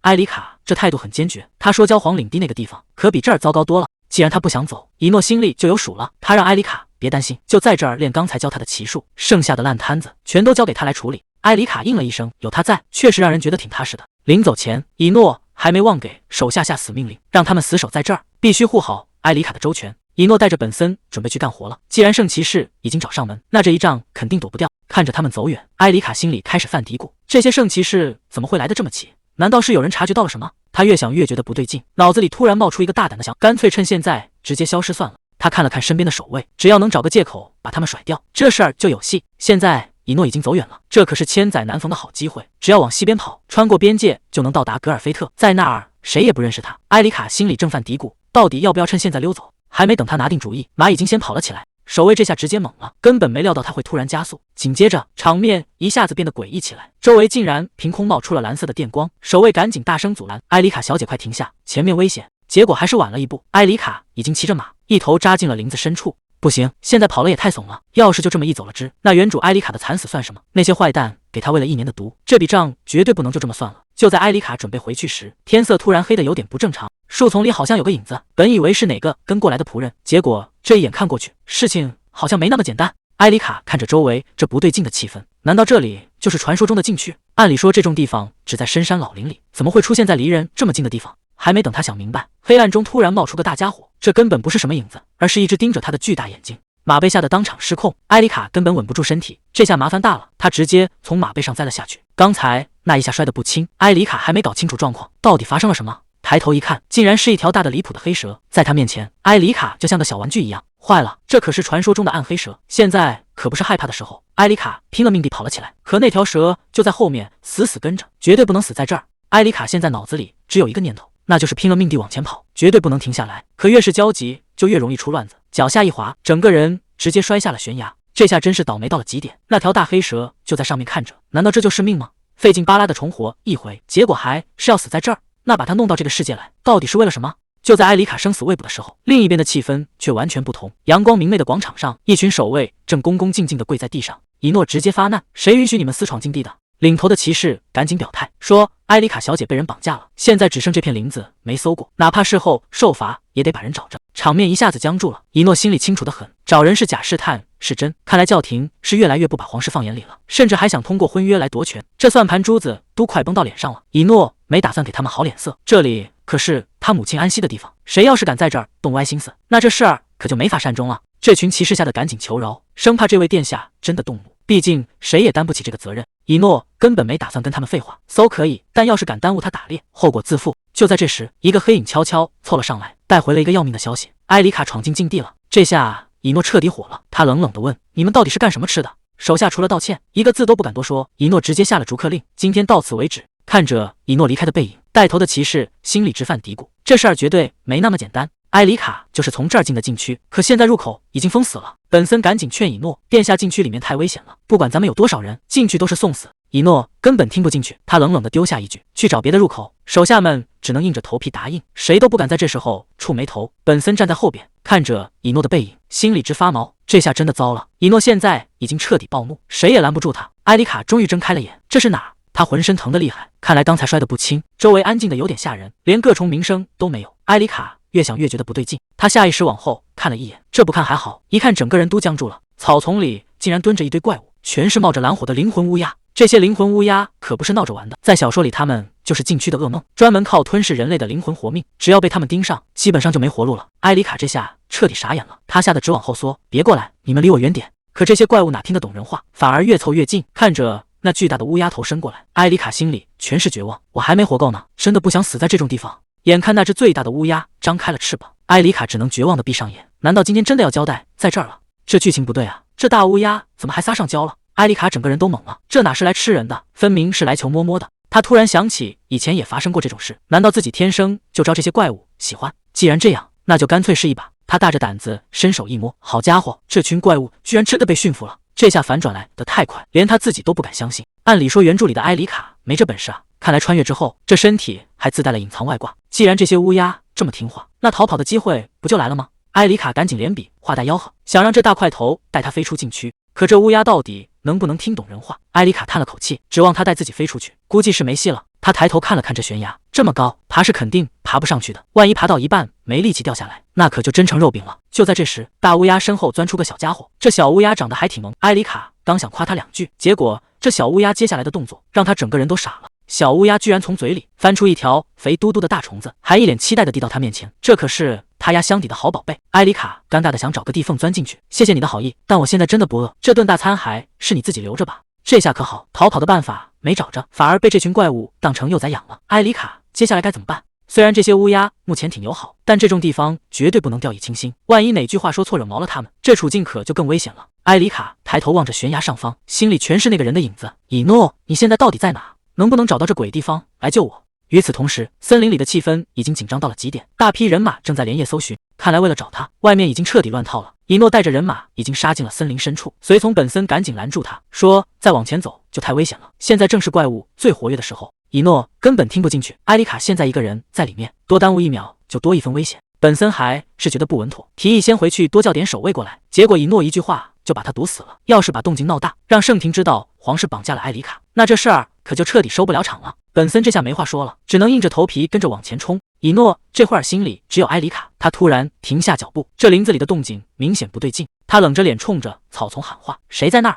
趕緊給我滾出來！別讓我說第二遍！”本森在旁邊都看傻了，這黑燈瞎火的，到底是什麼東西在盯着他們？草叢裡傳來一陣窸窸窣窣的聲音，緊接着一個巨大的黑影慢慢探出了頭。這哪是什麼普通野獸，分明是一條長着怪異鱗片的大蛇。這大蛇一露頭，本森魂兒都快嚇飛了，趕緊護在以諾前面，大喊着讓他往後退。結果以諾倒好，不僅沒跑，反而一臉淡定地盯着大蛇，直接開口問他：“你有沒有見過一個人類女孩？”這下本森徹底傻眼了，這可是禁區裡的怪物啊，殿下居然在跟他聊天，這腦回路真不是一般人能跟上的。更離譜的事情發生了，這大蛇先是搖了搖頭，接着又像是想起了什麼，居然對着以諾點了點頭。本森在旁邊看的下巴都要掉地上了，這怪物居然聽懂了，而且還真的給出了回應。以諾一看有戲，直接命令大蛇在前面帶路，這架勢簡直是把禁區之王當成了向導。看着大蛇乖乖在前面開路，以諾二話不說就跟了上去，這膽子也是沒誰了。本森這下徹底破防了，他忍不住對着以諾吐槽：“既然你有這本事能馴服怪物，倒是早點說啊！”害得他這一路上提心吊膽，魂兒都快被嚇沒了。還沒等想出逃跑的辦法，肚子先不爭氣的抗議了。埃里卡現在是又累又餓，人餓極了，真是什麼都敢想。他居然琢磨起吃蚯蚓了，說是那玩意兒營養比牛肉還高。這種念頭剛冒出來，就被他自己給掐死了。就算真的餓死，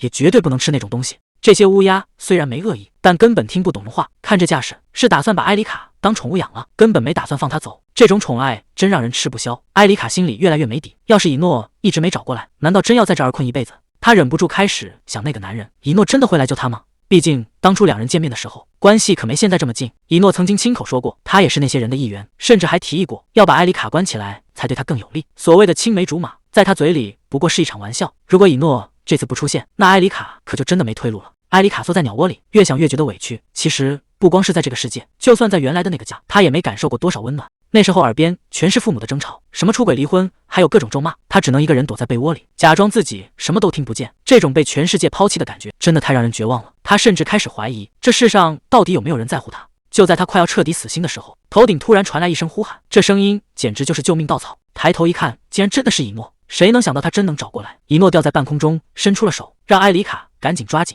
這下好了，救星總算是在最關鍵的時候出現。埃里卡輕聲喊出了那個名字，以諾。這一刻，所有的委屈和害怕好像都找到了出口。以諾緊緊握住他的手，安慰他說：“別擔心，我會一直陪在你身邊的。”以諾一用力，直接把埃里卡拉進了懷裡。他在他耳邊低聲說：“終於找到你了。”埃里卡靠在他身上，小聲重複着他的名字，以諾。這種失而復得的感覺，讓他懸着的心總算落了地。以諾把埃里卡摟得死死的，讓他別光顧着看臉，趕緊看看腳底下。這一看，埃里卡整個人都僵住了。那些原本在睡覺的烏鴉，什麼時候全醒了？埃里卡趕緊問以諾，現在到底有什麼脫身計劃？結果以諾這人說話還是那麼不着調，他居然說：“要不咱們乾脆一起變成惡魔，這樣就不用擔心靈魂被吃了。”埃里卡現在完全拿不準，他到底是在逗自己玩，還是真打算這麼幹。兩人現在就這麼掉在半空，底下全是虎視眈眈的怪物。以諾倒是挺淡定，他說：“雖然這法子聽着嚇人，但他保證絕對不會傷到埃里卡。”埃里卡這下可算反應過來了，鬧了半天，剛才那些話全是逗他玩的。底下的靈魂烏鴉還在叫喚，這地方確實不是說話的好地方，得趕緊撤了。看埃里卡這副表情，估計心裡已經有了底，甚至還有心思跟烏鴉告個別。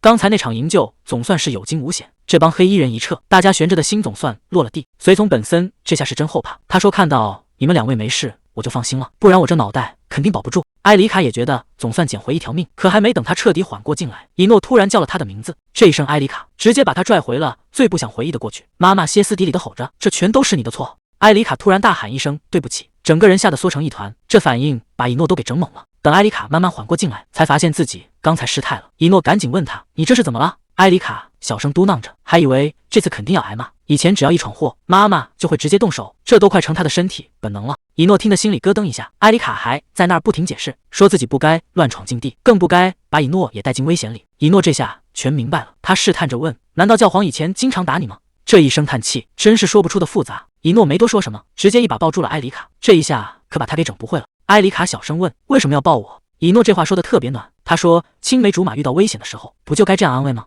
埃里卡心裡那塊大石頭總算是落了地，原來他真的懂自己的害怕。以諾摸了摸他的頭說：“那咱們先回去吧。”埃里卡乖巧地點了點頭。以諾招呼旁邊的本森，準備帶大家撤離現場。可剛走沒兩步，埃里卡突然腳下一軟，疼得叫出聲來。以諾趕緊停下問他：“是不是哪兒受傷了？”埃里卡這才反應過來，剛才掉進陷阱的時候，腿好像被什麼東西給掛到了。埃里卡這腿傷的真不是時候，路都走不穩了。以諾一看這情況，二話不說，直接把他橫抱起來。以諾語氣特別堅定，說：“接下來的路交給他處理就行。”埃里卡哪見過這陣仗，趕緊掙扎着想下來，說自己還能堅持走2步。結果以諾根本不給他拒絕的機會，直接讓他老實待着，別亂動。這一下，埃里卡整個人都懵了。他看着眼前的以諾，心裡直犯嘀咕，這性格跟他印象裡小說寫的那個反派簡直判若兩人啊！他說話總是半真半假，讓人根本猜不透他在想什麼。但有一點可以肯定，他從來沒真正傷害過誰，哪怕是在原本的小說裡，他也算不上是個壞人。埃里卡心裡明白，或許這只是他保護自己的一種方式。每個人都有自己的偽裝，誰也不例外。就在他胡思亂想的時候，以諾已經抱着他走出了那片林子，醫生翻出藥箱，一邊檢查一邊安慰埃里卡，說是只有一點擦傷，醫生交代完抹藥的事兒，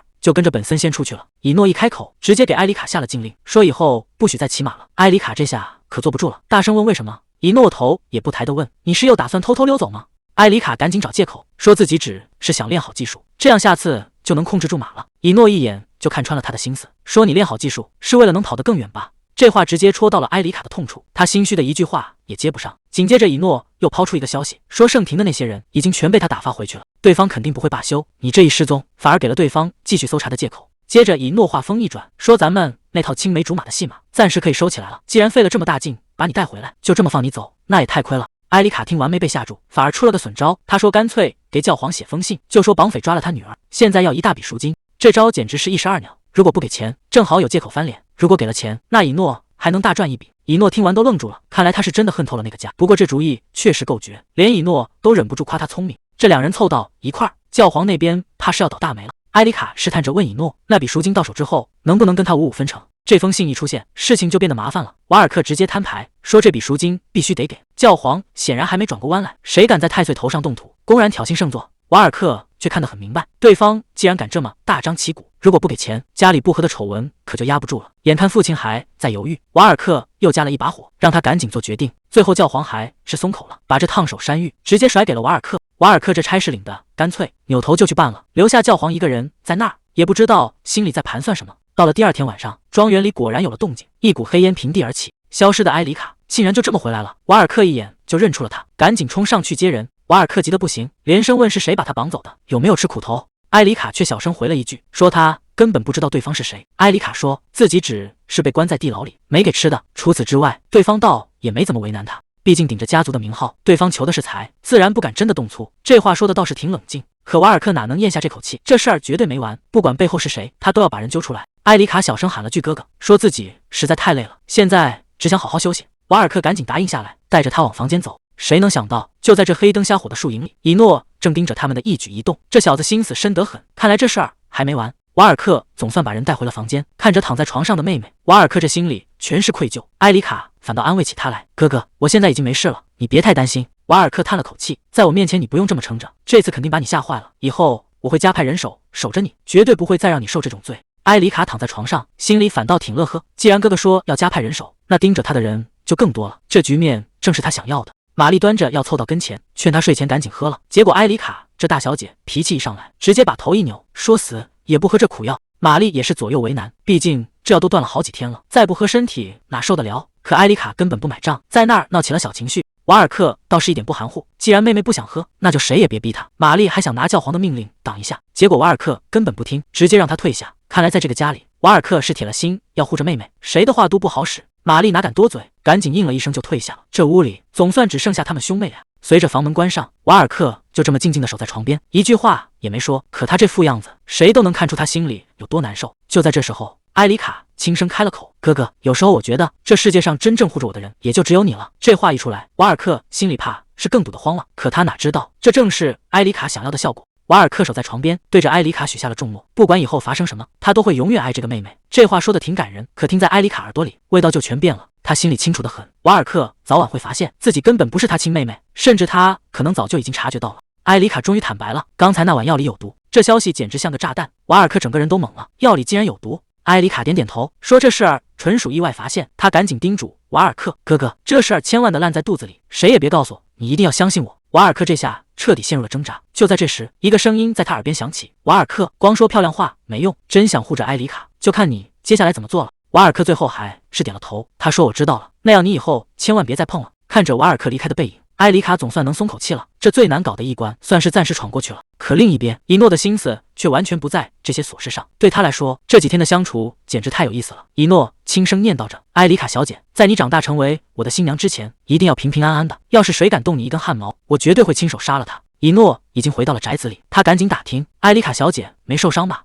教皇禮貌地回了一句，多謝關心，他沒什麼大礙。可緊接着，本森就把好幾個大箱子抬了進來，教皇這下看傻了，這是唱的哪一出？以諾倒是淡定得很，一邊喝茶一邊說，皇宮裡待着實在太沒意思，能不能在這兒借住幾天？這理由找的可真夠絕的，說是借住，其實行李都帶齊了。教皇也沒多想，直接點頭答應了，還讓人趕緊去準備午飯。以諾這下算是正式入住了。這消息一傳到奎納耳朵裡，他整個人都炸了，皇子殿下竟然要住下來。女僕趕緊點頭確認，說殿下還要留下來吃午飯。奎納這下可忙壞了，又是挑裙子又是打扮，就盼着能讓殿下眼前一亮。他這心裡的小算盤打的那是啪嗒響，連以後結婚的場面都想好了，就盼着能趕緊訂婚，徹底坐穩皇妃的位置。結果剛一出門就碰上了最不想見的人，奎納這火氣蹭的一下就上來了，問埃里卡怎麼沒在屋裡待着。埃里卡一句話直接把他給噎住了，說是父親特意叫他去吃午飯的。奎納這下徹底懵了，他怎麼也想不通，父親為什麼要帶上埃里卡？明明以諾殿下也在場啊，這原本是他大展身手的好機會。埃里卡倒是淡定得很，直接甩下一句，奎納你繼續練琴吧，我要去花園散散步。這明擺着是沒把他放在眼裡。奎納氣得夠嗆，這種時候誰還有心思練琴啊？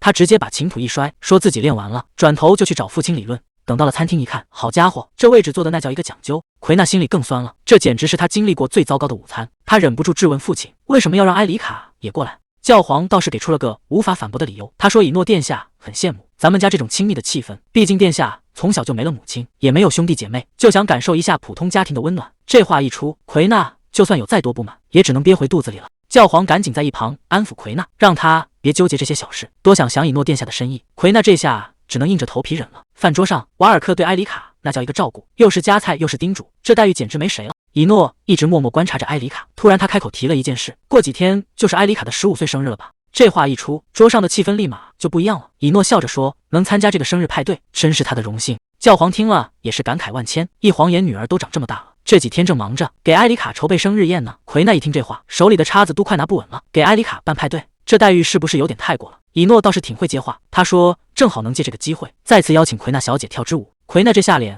都紅透了，心裡美得不行，這難道是變相的求婚嗎？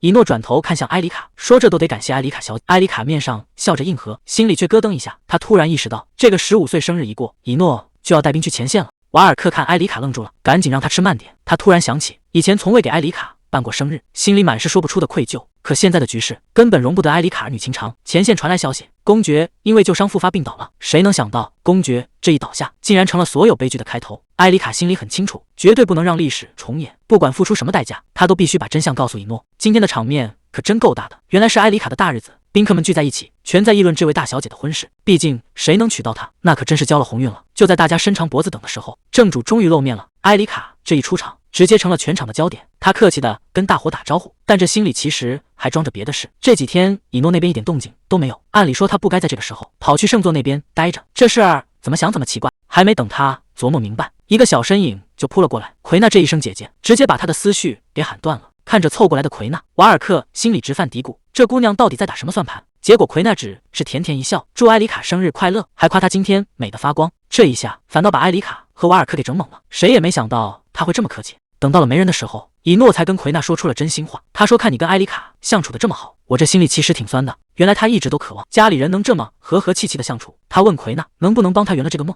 奎娜聽完二話沒說，直接點頭答應了。奎娜心裡其實門兒清，他這麼賣力的演戲，全是為了成全以諾的心願。這活兒對他來說簡直就是手到擒來。他拉着埃里卡就往餐桌那邊湊，嘴裡還嚷嚷着要一起去吃甜點，看着挺熱鬧，其實全是演給別人看的。埃里卡可不是那麼好糊弄的，他看着奎娜這副熱情的鏡頭，心裡已經猜到了7、8分。果然，往遠處一瞧，以諾正盯着這邊看呢。埃里卡這下全明白了，原來這出姐妹情深的戲碼背後全是那個男人的手筆。不過他似乎並不打算拆穿，反而覺得這事兒越來越有意思了。奎娜正演得起勁，突然發現埃里卡正盯着自己看，他心裡咯噔一下，趕緊問是不是自己說錯話了。埃里卡笑着搖了搖頭，說自己只是覺得挺開心的，這笑容看起來溫柔的不行，實際上卻讓奎娜壓力倍增。奎娜一邊打着哈哈，心裡一邊犯嘀咕，這大小姐笑得也太犯規了，簡直讓人沒法招架。不過轉念一想，奎娜又給自己打氣，反正以諾大人心裡只有我一個，就算你再漂亮也沒用。宴會廳裡依舊熱鬧非凡，到處都是推杯換盞的聲音。大家看着這姐妹倆相處得這麼好，都在私下裡議論紛紛。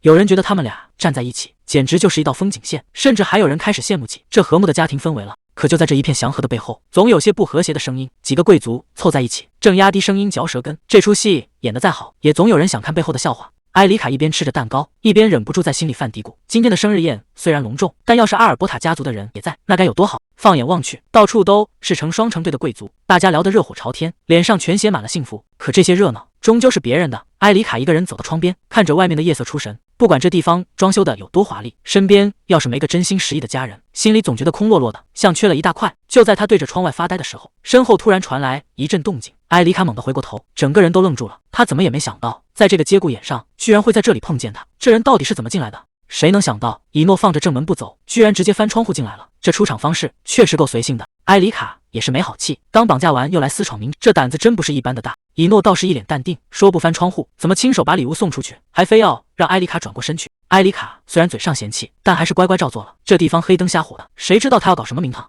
就在他轉過身這會兒，以諾的手已經伸了過來。誰能想到，以諾大半夜翻窗進來，竟然是為了親手給埃里卡繫上一條絲帶。他一邊動手一邊念叨，說那天看他騎馬的樣子簡直絕了，這絲帶還是他親手做的，非要讓埃里卡帶着等他回來。以諾話鋒一轉，氣氛突然就不對了。他說明天他就要出發去前線，這仗打得太突然，連他自己都不知道到底什麼時候才能回來。原來之前搞出那麼多動靜，全是為了不讓埃里卡在聖庭受委屈，這良苦用心確實讓人沒話講。臨走前，以諾還不忘霸道的叮囑一句，讓埃里卡在他不在的时候，千萬別被別的男人給勾走了。這仗還沒打，醋味兒倒先出來了。以諾這手是真捨不得鬆開。埃里卡小聲提醒他，我現在才15歲呢。以諾笑了笑，等我這次回來，你就該滿18歲了。說完他鬆開了手，轉身就要往黑暗裡走。埃里卡趕緊叫住了他，他心裡現在亂成了一團，暗殺的事情到底該怎麼開口？要是現在不說，可能就真的沒機會了。以諾停下腳步，回頭看他，有什麼話現在就趕緊說吧。埃里卡還是沒忍住，他盯着以諾問：不管我說什麼，你都會無條件相信我嗎？以諾倒是挺坦誠，他說自己不會刨根問底，但到底信不信，得看他自己的判断。話都說到這份上了，埃里卡把心一橫，直接把未來的秘密給抖了出來。他說遠征的第2年，公爵會因為間諜的陰謀受重傷，可尷尬的是，他只知道結果，卻不知道那個間諜到底是誰。看着以諾半天沒吭聲，埃里卡心裡更沒底了，他趕緊給自己找補，說這聽起來確實挺離譜，你就當我是做夢夢見的吧。以諾聽完就回了3個字：知道了。接着他翻身上了窗台，走之前還留了半句話：等我回来的時候。到那時候，埃里卡還沒反應過來，趕緊喊他的名字，結果一眨眼功夫，人就徹底消失在黑夜裡了。埃里卡整個人都傻了，他剛才到底說了什麼？要給我什麼東西嗎？話說一半就跑，真是個讓人捉摸不透的家伙。這一等可就是3年，誰知道這期間會發生什麼？以諾這一走，埃里卡的心也跟着懸了起來。他每天守在窗邊祈禱，希望公爵能平安無事。這不僅是原主的願望，更是他現在唯一的期盼。既然見不到面，那就只能靠書信往來了。埃里卡在信裡問以諾，是不是已經到了前線？聽說那邊整天刮沙塵暴，環境比京城差遠了，讓他千萬要保重身體。當然了，他也沒忘了叮囑以諾一定要照顧好公爵，畢竟之前的預言始終是他心裡的一塊大石頭。日子就這麼一天天過去，宮裡的生活倒也有了新變化。教皇總算鬆了口，允許埃里卡去幫哥哥瓦爾克一起打理那片玫瑰園了。看着滿園的玫瑰，埃里卡總會想起以諾教他騎馬的日子。雖然見不到面，但埃里卡一直沒斷了給以諾寫信。聽說他在前線表現得特別出色，這讓埃里卡懸着的心總算放下一半。時間過得真快，轉眼就到了以諾16歲的生日。埃里卡深夜躲在房間裡寫信，心裡還挺愧疚，畢竟這種時候他連份像樣的禮物都送不出去。信裡還提到了一件扎心的事，皇帝對着皇後的雕像哭了很久，嘴裡還一直念叨着想見他。就在這時候，窗外突然飛來一個老熟人，就是之前那只靈魂烏鴉。這家伙現在長得可真夠壯的，嘴裡還叼着個大禮送上門，差點沒把埃里卡給嚇得半死。這只靈魂烏鴉不僅個頭變大了，還成了埃里卡和以諾之間的專屬信使。埃里卡在信裡最關心的還是阿爾伯塔公爵的安危，他一邊摸着烏鴉，一邊滿心期待着以諾的回信。時間過得飛快，教皇今年又給埃里卡辦了生日宴，而且態度比以前更親切了。更讓埃里卡感到意外的是，這2年他竟然一次藥都沒吃過，身體反而越來越好，簡直就像有神明在暗中保佑一樣。不過生活裡也有让他鬱悶的事，那就是奎娜長得實在太快了，現在埃里卡跟他說話都得仰着脖子才行。奎娜還總笑話他，說他瘦瘦小小的像個小動物，雖然比不上身高1.8米的公爵，但埃里卡覺得自己也長高了不少。就在昨天，他躲在屋裡偷偷寫信的時候，差點就被哥哥瓦爾克給撞個正着。埃里卡反應挺快，隨口編了個練字的借口，說字寫得太醜怕丟人，總算把哥哥瓦爾克給糊弄走了。可到了晚上，埃里卡一個人站在陽台，心裡那股想寫信的勁兒怎麼壓都壓不住。聽說前線現在打得特別兇，教皇最近老是關請開會，估計局勢確實不太妙。其實埃里卡心裡有底，畢竟他知道這故事的結局，以諾肯定能活着回來。可即便如此，這些寫滿心裡話的紙，最後還是被他親手毀了，化成了火盆裡的灰燼。雖然心裡有千言萬語，但埃里卡很清楚，這些信根本寄不出去。在這個家裡，到處都是盯着他的眼睛，這裡哪是什麼避風港，簡直就是個密不透風的監獄。現在的埃里卡就像一隻脆弱的小蜂鳥，稍微一用力就能被這深宮大院給捏碎了。他只能在深夜裡一遍遍地問那個遠在天邊的人：你到底什麼時候才能回來？看着滿園盛開的花，埃里卡突然問了一句：這些花最後都要送到哪兒去？瓦爾克一邊忙活一邊回答：首都的那些名門千金們最喜歡用這些鮮花來打扮自己了。可埃里卡心裡想的卻是另一回事，這些送往首都的花能不能也帶走他的思念？瓦爾克看着眼前的妹妹，突然冒出一句：你根本不需要這些花。他一邊說着，一邊伸手撩起埃里卡的銀髮，語氣溫柔的讓人有點不適應。他說在自己眼裡，埃里卡比任何花都要漂亮。可還沒等氣氛暖和起來，瓦爾克話鋒一轉，提到了父親大人的決定。聽說以諾的未婚妻現在已經動身前往首都了。聽到這個消息，埃里卡表面上沒說什麼，心裡卻早就翻江倒海了。他對那個所謂的父親，還有這聖座裡的一切，早就已經厭惡透頂。因為他心裡很清楚，書裡寫的那個結局，也就是埃里卡的死期，已經越來越近了。瓦爾克還在那自顧自地說着，強調這一切都是父親的獨斷專行。埃里卡盯着瓦爾克，語氣裡帶着試探：難道你打算違抗父親嗎？瓦爾克根本沒接這茬，直接把話題給岔開了。他說：咱們還是繼續幹活吧，沒必要在這些瑣事上浪費時間。就在這時候，遠處的守衛急匆匆跑了過來，打破了花園裡的寧靜。守衛說：教皇大人準備去城堡大門迎接皇太子一行人，特意點名讓瓦爾克也跟着去。瓦爾克應了一聲，表示自己知道了。聽到以諾回來的消息，埃里卡半天沒說話。這一天終究還是來了。瓦爾克倒是表現得很自然，直接對着埃里卡伸出了手，問他要不要一起去迎接。埃里卡沒打算退縮，他大大方方地把手搭了上去。此時的城堡大門外早就已經人山人海了，老百姓們都在瘋狂歡呼，因為他們心裡的英雄終於回來了。在一片歡呼聲中，以諾終於凱旋而歸了。他穿着一身筆挺的軍裝，笑着向兩旁的民眾揮手致意，這意氣風發的樣子確實對得起英雄這個稱號。緊接着，公爵也出現在了眾人的視線裡，周圍的人都在小聲議論，說公爵看起來氣色不錯。這場仗打完，大家懸着的心總算能放下了。城牆上的皇帝更是激動，甚至當場哭了出來，直呼心臟快受不了了。瓦爾克站在一旁看着這熱鬧的场面，沒說話。可他很快就發現身邊的埃里卡有點不對勁，埃里卡死盯着下方，整個人像是被定住了一樣。瓦爾克關心地問了一句：“你怎麼了？”埃里卡猛地回過神，感嘆說：“勝利確實讓人心裡暖和。”瓦爾克在旁邊接話說：“這場仗對國家來說太重要了，以後這種大場面還多着呢。”奎納提到了聯姻的事，他說信裡寫得清清楚楚，只要這次凱旋，兩家的婚事就要定下來了。看他那興奮勁兒，簡直恨不得馬上就辦婚禮。就在這時，以諾騎着馬走到了城下，他像是察覺到了什麼，抬頭往這邊看了一眼，嘴角還帶着一抹笑。城牆上這會兒全亂套了，奎納興奮地直叫喚，非說以諾是在衝他揮手。瓦爾克在旁邊聽着沒接話，可埃里卡卻在這個時候突然想起了一件很重要的事，那是出發前的那個晚上，以諾親口對他許下的承諾。他說等這次凱旋歸來，一定要親手送他一束花。本來以為以諾一回來肯定會第一時間跑來見面，結果這都過去整整1周了，連個影子都沒見着。奎納還在那兒念叨呢，說以諾皇子回來之後忙得不行，也不知道什麼時候才能見上一面。這話聽在埃里卡耳朵裡，那真是一肚子火。趁着夜深人靜，埃里卡換上一身行頭，偷偷摸摸地翻出了窗戶。現在可不是鬧脾氣的時候，還有更重要的事情等着去辦。算算時間，圣殿骑士团馬上就要換班了，必須得抓緊才行。埃里卡这身打扮，一看就是有备而來。其實早在3年前，他就開始布一個大局了。第一步就是提前研發出那種馬上要爆發的傳染病特效藥，這可是救命的買賣，有了藥就有錢。第二步就是拿着這些資金，把生意越做越大，手裡有糧，心裡不慌嘛。至於這第3步，就是要揭穿教皇安托萬的陰謀，風風光光的回到阿爾伯塔家族，把屬於自己的東西全拿回來。現在的進度比預想的還要順利，不愧是我。還沒等他得意太久，遠處傳來了馬蹄聲，本森眼尖，一下子就發現了不對勁，他指着遠處問：“那不是埃里卡小姐嗎？”以諾看着那個翻牆的身影，不僅沒生氣，反而還誇了一句：“不錯，埃里卡這身手確實沒白練，順着繩子出溜一下，就這麼穩穩當當地落地了。”他還在那兒得意呢，覺得這事兒簡直太簡單了。就在這時候，身後傳來一聲呼喚：“埃里卡！”這下完了，埃里卡整個人都僵住了。以諾不緊不慢地問：“大半夜的，你這是打算去哪兒？”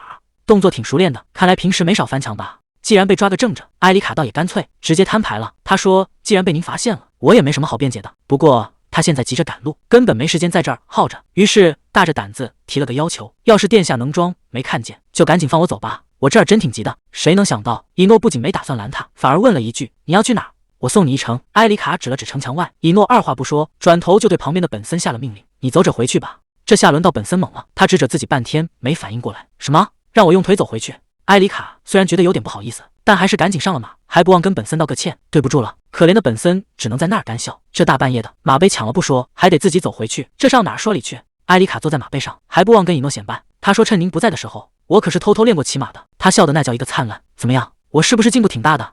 以諾看着眼前的女孩，一句話也沒說，只是這麼靜靜地看着，嘴角還帶着一絲笑意。過了好一會兒，他才慢悠悠地開口：“看來以後是用不着我教你騎馬了。”埃里卡還沒反應過來，什麼意思？怎麼突然說這個？以諾沒再解釋，直接一夾馬肚子：“走吧，讓我看看你到底練得怎麼樣。”本森心裡別提多委屈了，走回皇宮的路程可不是鬧着玩。沒過多久，埃里卡就帶着以諾趕到了目的地。這地方看着挺隱蔽，大半夜的還亮着燈。埃里卡剛下馬就急着往屋裡衝，一邊跑一邊喊着羅莎的名字。羅莎聽到動靜，趕緊推門出來，一看是埃里卡，整個人都興奮得不行。他說來的正是時候，我這兒有個天大的好消息。埃里卡趕緊追問：“難道是實驗成功了？”羅莎大聲回答：“沒錯，終於成了。”羅莎正高興呢，一抬頭發現埃里卡身後還跟了個男人，他趕緊把埃里卡拉到一邊，小聲嘀咕着：“這人是誰啊？咱們的秘密基地怎麼還帶外人來？”埃里卡倒是挺淡定，直接給兩人做了介紹。他說：“別緊張，這位是以諾殿下。”一聽是皇太子，羅莎嚇得話都說不利索了，趕緊在那兒不停地道歉，生怕自己剛才失了禮數。埃里卡看他這副樣子，趕緊在一旁安慰說：“殿下沒那麼可怕，不用這麼緊張。”接着，埃里卡向以諾介紹，這位就是教我騎馬的藥劑師羅莎。以諾聽完，不僅沒擺架子，反而笑得特別溫柔。他客氣遞到了聲線，說：“要不是有你在，教他騎馬，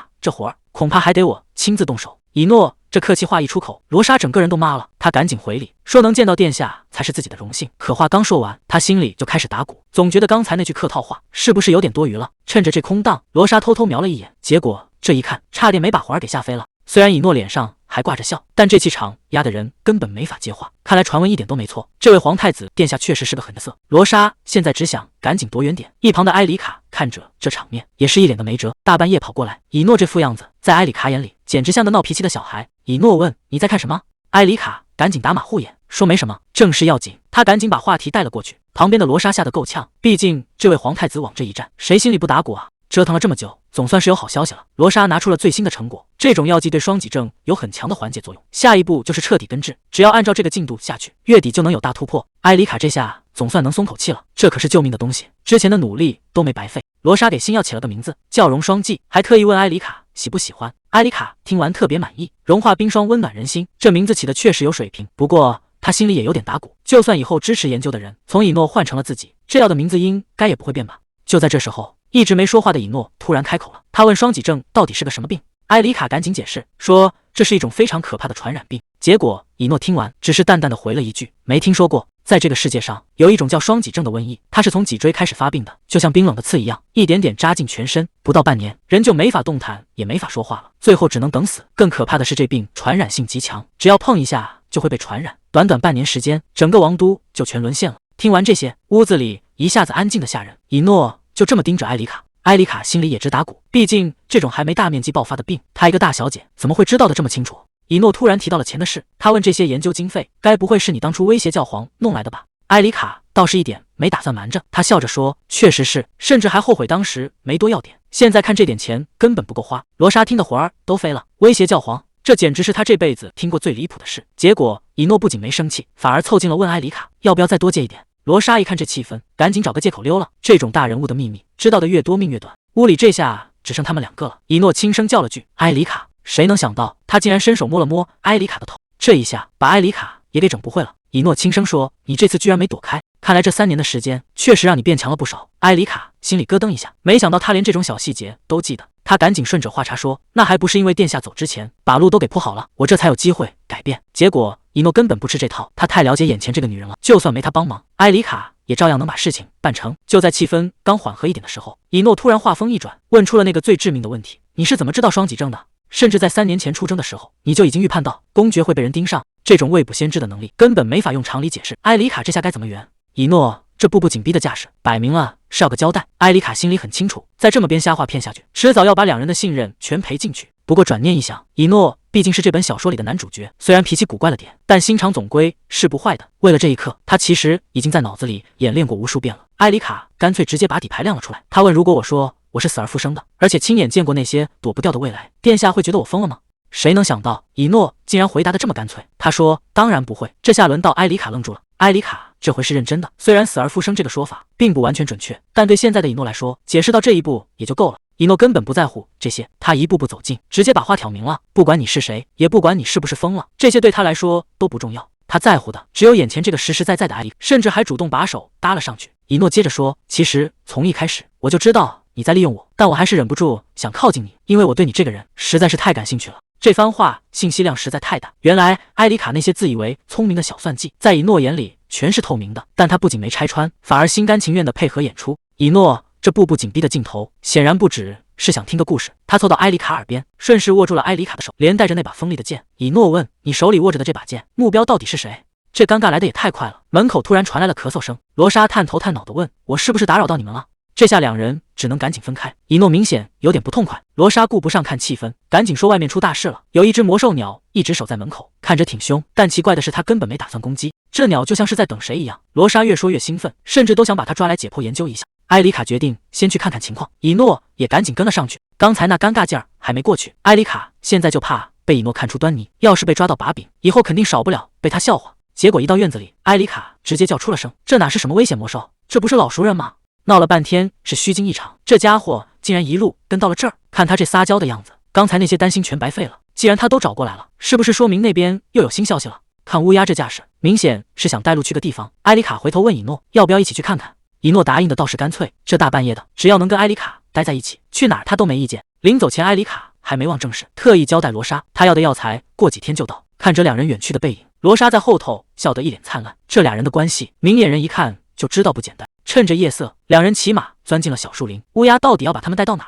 跟着烏鴉一路往林子深處鑽，誰能想到這破山洞裡頭竟然別有洞天。剛踩進去，腳底下的地面就亮了，這景象確實難得一見。埃里卡忍不住感嘆，這地方也太漂亮了。看着這滿屋子的流光溢彩，以諾突然提起了教廷。畢竟在世人眼裡，教廷的人天生就是來獵殺魔獸的。艾里卡聽完有點感慨，自己明明是教皇的女兒，結果現在倒好，居然跟魔獸混成了好朋友。他覺得自己就是家族裡的異類。以諾倒是一眼看穿了他，說他其實就是想當這個不一樣的存在。艾里卡也沒否認，反正他一直以來都是這樣。艾里卡笑着說，其實當個異類也沒什麼不好的，就算是一家人，也沒必要非要活成一個模子吧。以諾聽完點了點頭，他顯然很認同這個說法，畢竟在他心裡，艾里卡從來都是最特別的那一個。就在氣氛正好的時候，前頭的烏鴉又開始催了，艾里卡趕緊跟了上去，生怕錯過了什麼寶貝。剛才那番話，其實艾里卡差點就說漏嘴了，他心裡一直有個坎，那就是他打心底裡討厭焦黃娜一家子。跟着烏鴉走到洞穴最深處，艾里卡突然叫出了聲，這眼前的景象可比剛才那些發光的石頭震撼多了。原來烏鴉火急火燎地帶路，是想給他們顯擺一下，這家伙不僅偷偷找了對象，連娃都給生了。看着手裡這只毛茸茸的小家伙，艾里卡心都要化了，直誇他長得跟烏鴉小時候一模一樣。以諾在旁邊看着這一幕，眼神突然變得有點深沉。他說艾里卡比起教皇那家人，其實更像諾亞。這話還沒完，以諾接着又補了一句，說現在的艾里卡簡直跟年輕時的阿爾伯塔夫人是一個模子刻出來的，小時候還沒覺得，可等艾里卡成年之後，那種神韻真是越來越像了。艾里卡整個人都愣住了，這突如其來的評價到底意味着什麼？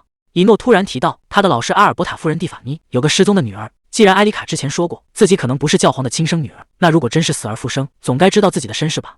這下把艾里卡問住了，到底要不要說實話？就算說了，手裡也沒證據啊，這家伙該不會是在拿他尋開心吧？說不定他正想借這個機會徹底甩掉教皇家這個大麻煩。畢竟在原著裡，以諾可是個出了名的黑心腸，這回真是搬起石頭砸自己的腳。好端端的提什麼死而復生啊？以諾盯着艾里卡的臉說，你的表情還真是好懂。艾里卡一下子沒反應過來，我有表現得那麼明顯嗎？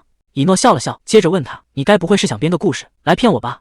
這下艾里卡急了，反正自己本來就是阿爾伯塔家的人，證據早晚能找到，乾脆豁出去了。他趕緊擺手解釋，絕對沒有，我只是在慎重考慮，畢竟這可是關乎性命的大事。既然你相信我是死而復生的，那我就直說了，其實我就是諾亞的親姐姐。這話一出口，氣氛一下子就變了。以諾沒說話，就這麼靜靜地看着他，誰也沒想到他竟然真的敢把這個秘密當面捅破。艾里卡趕緊補充，我說的全都是真話，雖然這事聽起來確實挺離譜的。以諾半天沒吭聲，就在艾里卡心裡七上八下的時候，他竟然點頭了，我相信你。這下輪到艾里卡傻眼了，這就信了？真的假的？以諾倒是表現得很淡定，他說自己根本不在乎他到底是誰，而且仔細看看，他和諾亞長得確實挺像。艾里卡還是覺得不踏實，難道你連證據都不要嗎？以諾笑了笑，畢竟血濃於水，這種親人之間的特殊感應是騙不了人的。要是帶你去見阿爾伯塔夫人，當媽的肯定一眼就能認出來。還沒等艾里卡反應過來，以諾直接一把將他摟進懷裡。這下艾里卡徹底慌了。以諾顯然不是在開玩笑，他的語氣一下子變得特別沉重。如果艾里卡說的全是真的，那當年的真相就太可怕了。教皇那個家伙竟然背叛了維洛拉帝國的英雄，這簡直是不可原諒的罪行。以諾的聲音冷得嚇人，他發誓要讓那個叛徒付出代價，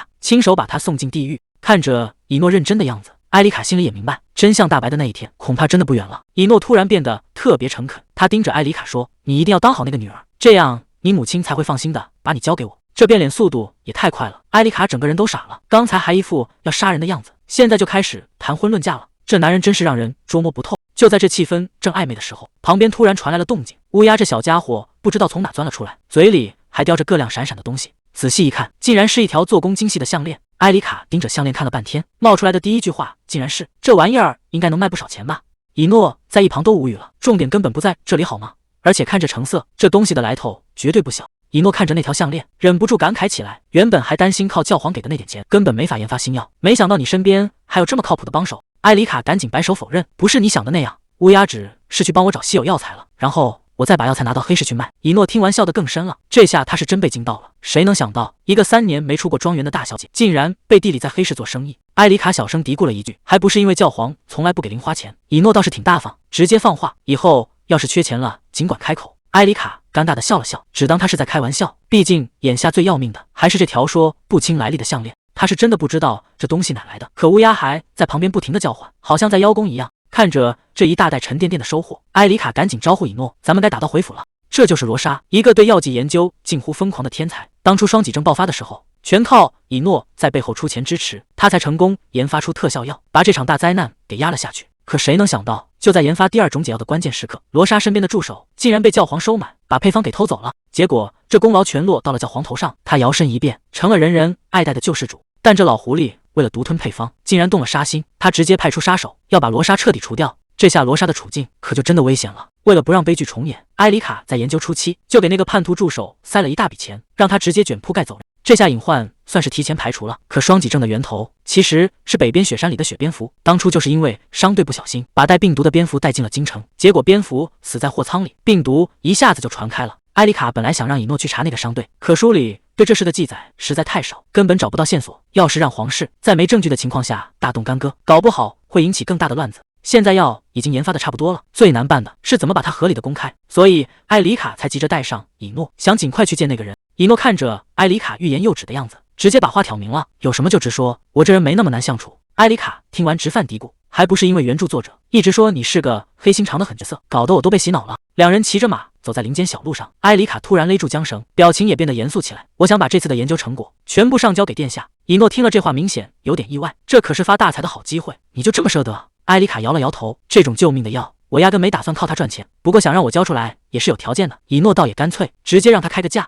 埃里卡這算盤打的是真響，他說等瘟疫一露頭，先給市面上發點能壓制病情的藥，然后再把這配方高價賣給教皇那個老狐狸，等教皇覺得有利可圖，砸下重金開始大規模生產的時候，咱們再出手，直接以皇室的名義把真正的特效藥免費發給百姓。這一下教皇不僅要虧得傾家蕩產，皇室還能把民心牢牢抓在手裡。以諾聽完半天沒吭聲，估計也沒想到埃里卡能想出這麼絕的招。以諾當場就拍了板，那就按你說的辦。埃里卡趁熱打鐵，既然殿下同意了，那跟教皇談判的事能不能也請您出面？以諾答應得非常乾脆，這事兒包在我身上。就這樣，埃里卡和以諾聯手，開始暗中推進這個大計劃。日子過得飛快，一轉眼半年時間就過去了。就在瘟疫還沒來得及大規模爆發前，羅莎那邊終於傳來了好消息，針對雙脊症的特效藥總算是徹底研發成功了。此時，在帝都最繁華的商業區，街上依舊是人來人往，看起來和平時沒什麼兩樣。可就在這一片熱鬧中，意外突然發生了，有人走着走着，一頭栽倒在地上，周圍的人都嚇壞了，趕緊圍上去問怎麼回事。誰也沒想到，這場席捲全城的噩夢就這樣毫無徵兆的開始了。這下全亂套了，正如小說裡寫的那樣，第一個感染者在商業區倒下後，瘟疫就像開了閘的水，一下子在城裡傳開了。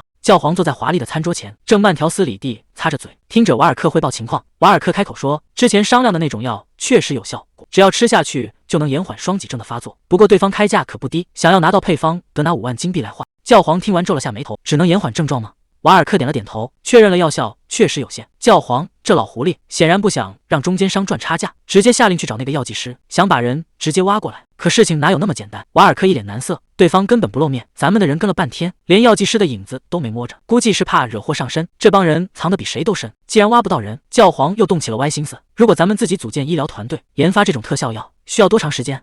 瓦爾克搖了搖頭，最快也得3個月。教皇一聽就坐不住了，3個月？那黃花菜都涼了。他心裡很清楚，現在頂尖的藥劑師基本都在教廷手裡，論資源，連皇室都比不上他們。只要能搞定這波瘟疫，那他們就是唯一的救世主，這名聲和地位誰也搶不走。教皇還是不放心，又追問了一句：要是咱們買了配方，你能保證這東西不會從別的渠道流出去嗎？瓦爾克自信地笑了，放心吧，父親，從咱們拿到藥的那天起，我就已經把市面上所有的原材料都給壟斷了。就算配方真的泄露了，別人沒材料也白搭，根本不可能趕在咱們前面把藥做出來。教皇聽完這話，總算是露出了滿意的笑容，不愧是我的好兒子，這事兒辦得夠絕。就這樣，教廷開始砸下重金，準備大規模生產這種緩解藥物，想要趁機大賺一筆。教廷這算盤珠子都快崩到人臉上了，他們加價一成賣藥，名聲和银子全都要。那些吃了藥的病人命雖然暫時保住了，但也成了教廷手裡的搖錢樹。就在這時候，奎娜找上了埃里卡。奎娜一臉得意地說：親愛的姐姐，殿下邀請我去參加茶話會了，你說他什麼時候會跟我求婚？看這架勢，奎娜是覺得教廷現在勢頭正盛，皇室肯定會急着來談婚事。埃里卡聽完只是笑了笑，沒戳穿他的幻想。誰知道呢？你玩得開心就好。奎娜叫住埃里卡，說這門婚事其實沒什麼好羨慕的。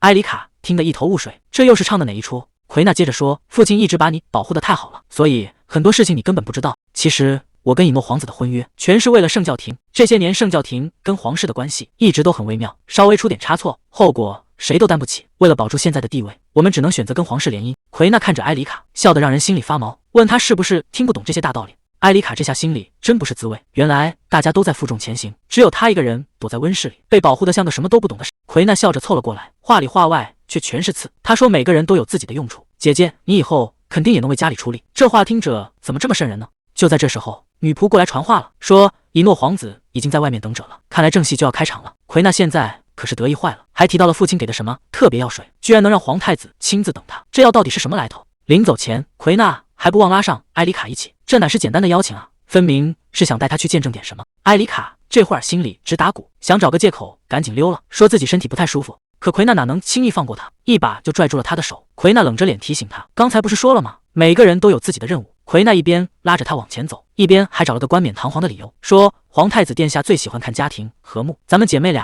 表現得親近點，对這門婚事只有好處。實際上呢，奎娜心裡壓根瞧不上這個姐姐，長得漂亮又怎麼樣？到頭來還不是個擺設。她就是要讓所有人看看誰才是真正的贏家。門一推開，奎娜立馬換上一副燦爛的笑臉，說讓殿下久等了。這一進屋，以諾已經在裡頭坐着了。以諾倒是挺客氣，笑着說咖啡還熱着，一點都沒介意他們遲到。埃里卡現在只想趕緊逃跑，這種修羅場誰愛待誰待，他可一點都不想摻和。奎娜卻在這兒演上了，拉着埃里卡的手，笑眯眯的跟皇太子介紹說姐姐身體剛好，帶她出來透透氣，問能不能加個座。以諾答應的挺痛快，可緊接着這畫風就變了，他一臉為難的說今天的下午茶好像沒準備多餘的位子，這借口找的也太爛了。埃里卡在心裡翻了個大白眼，頭一回聽說自家喝個茶還能沒地方坐，這不明擺着是在趕人嗎？奎娜這演技真是絕了，嘴上說着捨不得姐姐，心裡卻在瘋狂趕人，恨不得讓埃里卡立刻消失。埃里卡這回可不打算吃啞巴虧，既然你非要演姐妹情深，那我就成全你。他反手就是一個大擁抱，順感爬的那叫一個溜。旁邊的以諾看着這出姐妹大戲，居然還笑得挺開心。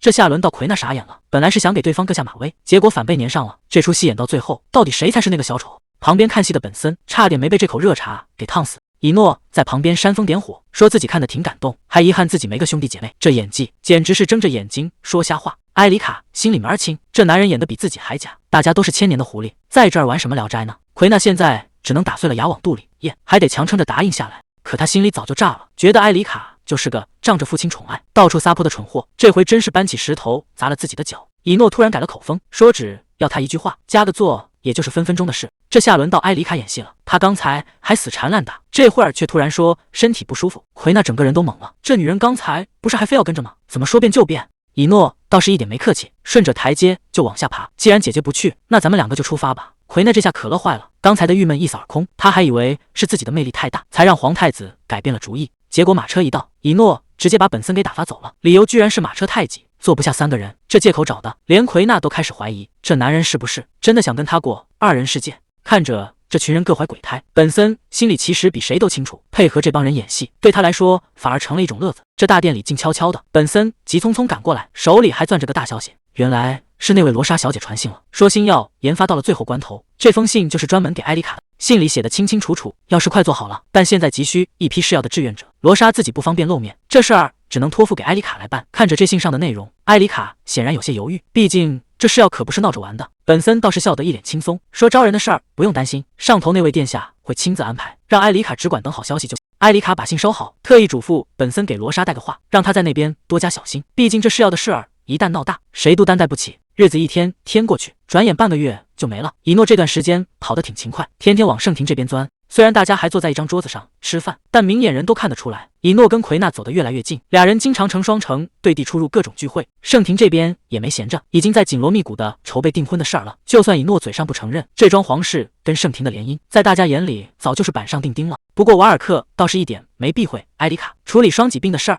全都在他眼皮子底下進行，這倒方便了埃里卡掌握第一手进度。現在救济药雖然賺了不少錢，但瓦爾克心裡清楚，這只是治標不治本。要是拿不出真正的特效藥，等病菌產生了抗藥性，那死亡率可就真壓不住了。瓦爾克現在壓力山大，民眾對聖庭的期望太高了，要是拿不出特效藥，聖庭立馬就會變成众矢之的。旁邊的骑士趕緊表態，說一定會盯緊研發團隊，絕對不讓進度出半點差錯。瓦爾克點了點頭，說辦事他還是放心的，這事兒就全指望他了。等外人一走，埃里卡忍不住開口問了一句：哥哥，特效藥研發的還順利嗎？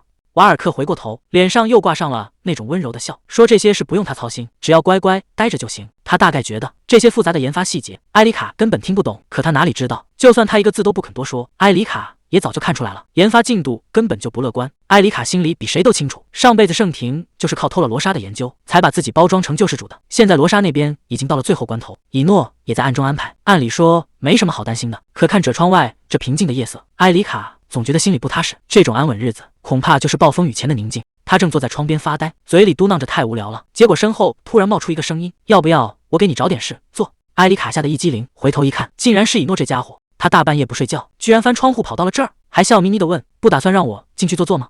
這要是被人撞見，那可真是跳進黃河也洗不清了。以諾還故意逗他說，再不讓他進去，他可就要被巡逻的抓走了。埃里卡沒辦法，只能趕緊把他拽進屋裡，一邊忙着倒茶，一邊没好气的數落他，這堂堂皇子怎么老是喜歡爬窗戶進女孩子房間。以諾看他確實閒得發慌，乾脆提了個建議，既然這麼無聊，不如咱們把小時候的青梅竹馬遊戲繼續玩下去。還沒等埃里卡明白什麼意思，他緊接着又拋出一個重磅炸彈，要不我現在向你求婚試試。這話一出口，埃里卡手裡的茶壺差點沒拿穩，整個人直接愣住了。求婚這種事是能拿來當遊戲玩的嗎？雖然心裡一直告訴自己，這肯定又是他在開玩笑，但這種玩笑尺度未免也太大了點。就在埃里卡還沒緩過神的時候，以諾已經走到了他跟前，語氣突然變得特別認真。埃里卡，誰能想到他居然真的從懷裡掏出了一枚戒指，這下氣氛徹底變了。以諾看着戒指說，其實早在出征之前我就已經想好了。以諾這回是動真格的了，他直接單膝跪地，說只要凱旋歸來，第一件事就是向埃里卡求婚。他手裡舉着戒指，問埃里卡願不願意嫁給他。這陣仗換誰來都得猛。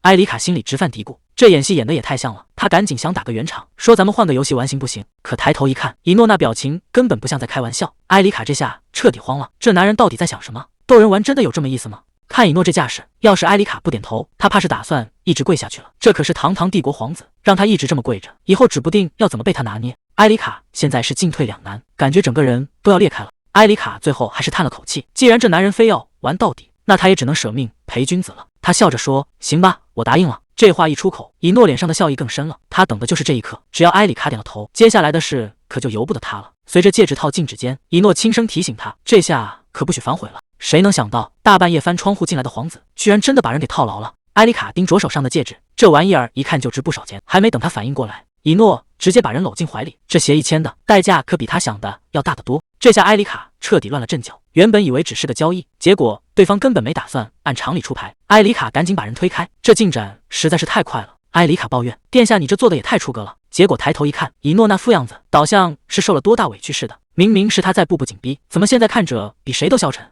這下輪到埃里卡心裡沒底了，要是讓他再這麼待下去，待會兒指不定要說出什麼讓人沒法接的話來。就在這節骨眼上，以諾低聲喊了一句，埃里卡。這下埃里卡是真慌了，他就怕以諾接下來的話會把他好不容易築起的防線給徹底擊碎。以前那些教訓還記在心裡，如果只是玩玩那還好說，可要是動了真心，最後吃虧的肯定還是自己。所以他乾脆把話挑明了，問這出戲是不是演完了。結果以諾這回是真認真了，他直接反問，難道你覺得我是在鬧着玩？甚至還破天荒地承認了，說他這人本來誰都瞧不上，可偏偏在埃里卡這兒出了意外。以諾這回是把心裡話全道出來了，他說之所以總愛逗他，就是想看他那些鮮活的小表情，這可不是在鬧着玩，他是真的想一直陪在埃里卡身邊，哪怕連他自己都還沒弄明白這到底是什麼感情。緊接着他又交代了這枚戒指的來，這竟然是他母親留下的遺物。還沒等埃里卡反應過來，以諾又輕飄飄地補了一句，這東西少說也值100萬金幣。100萬！埃里卡這下徹底淡定不了了，剛才那點浪漫氣氛唰的一下全變成了壓力，這哪是戴了個首飾，這分明是把一座金山套在了手上。他嚇得趕緊要把戒指還回去，連聲說這東西太貴重了，自己絕對不能收，畢竟這要是萬一磕了碰了，把自己賣了都賠不起啊。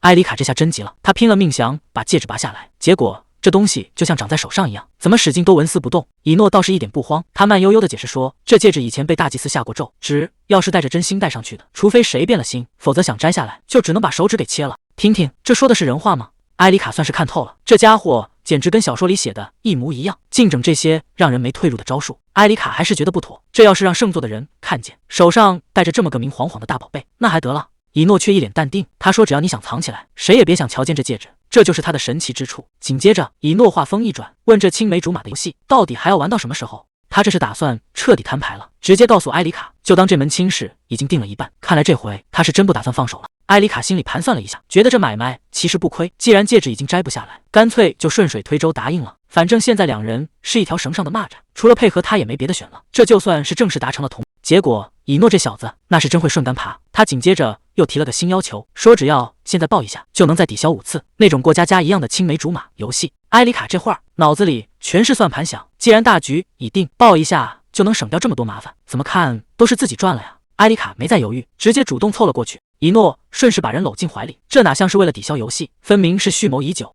他湊在埃里卡耳邊輕聲說，埃里卡小姐，你的懷抱真的很暖和，我已經開始喜歡上這種感覺了。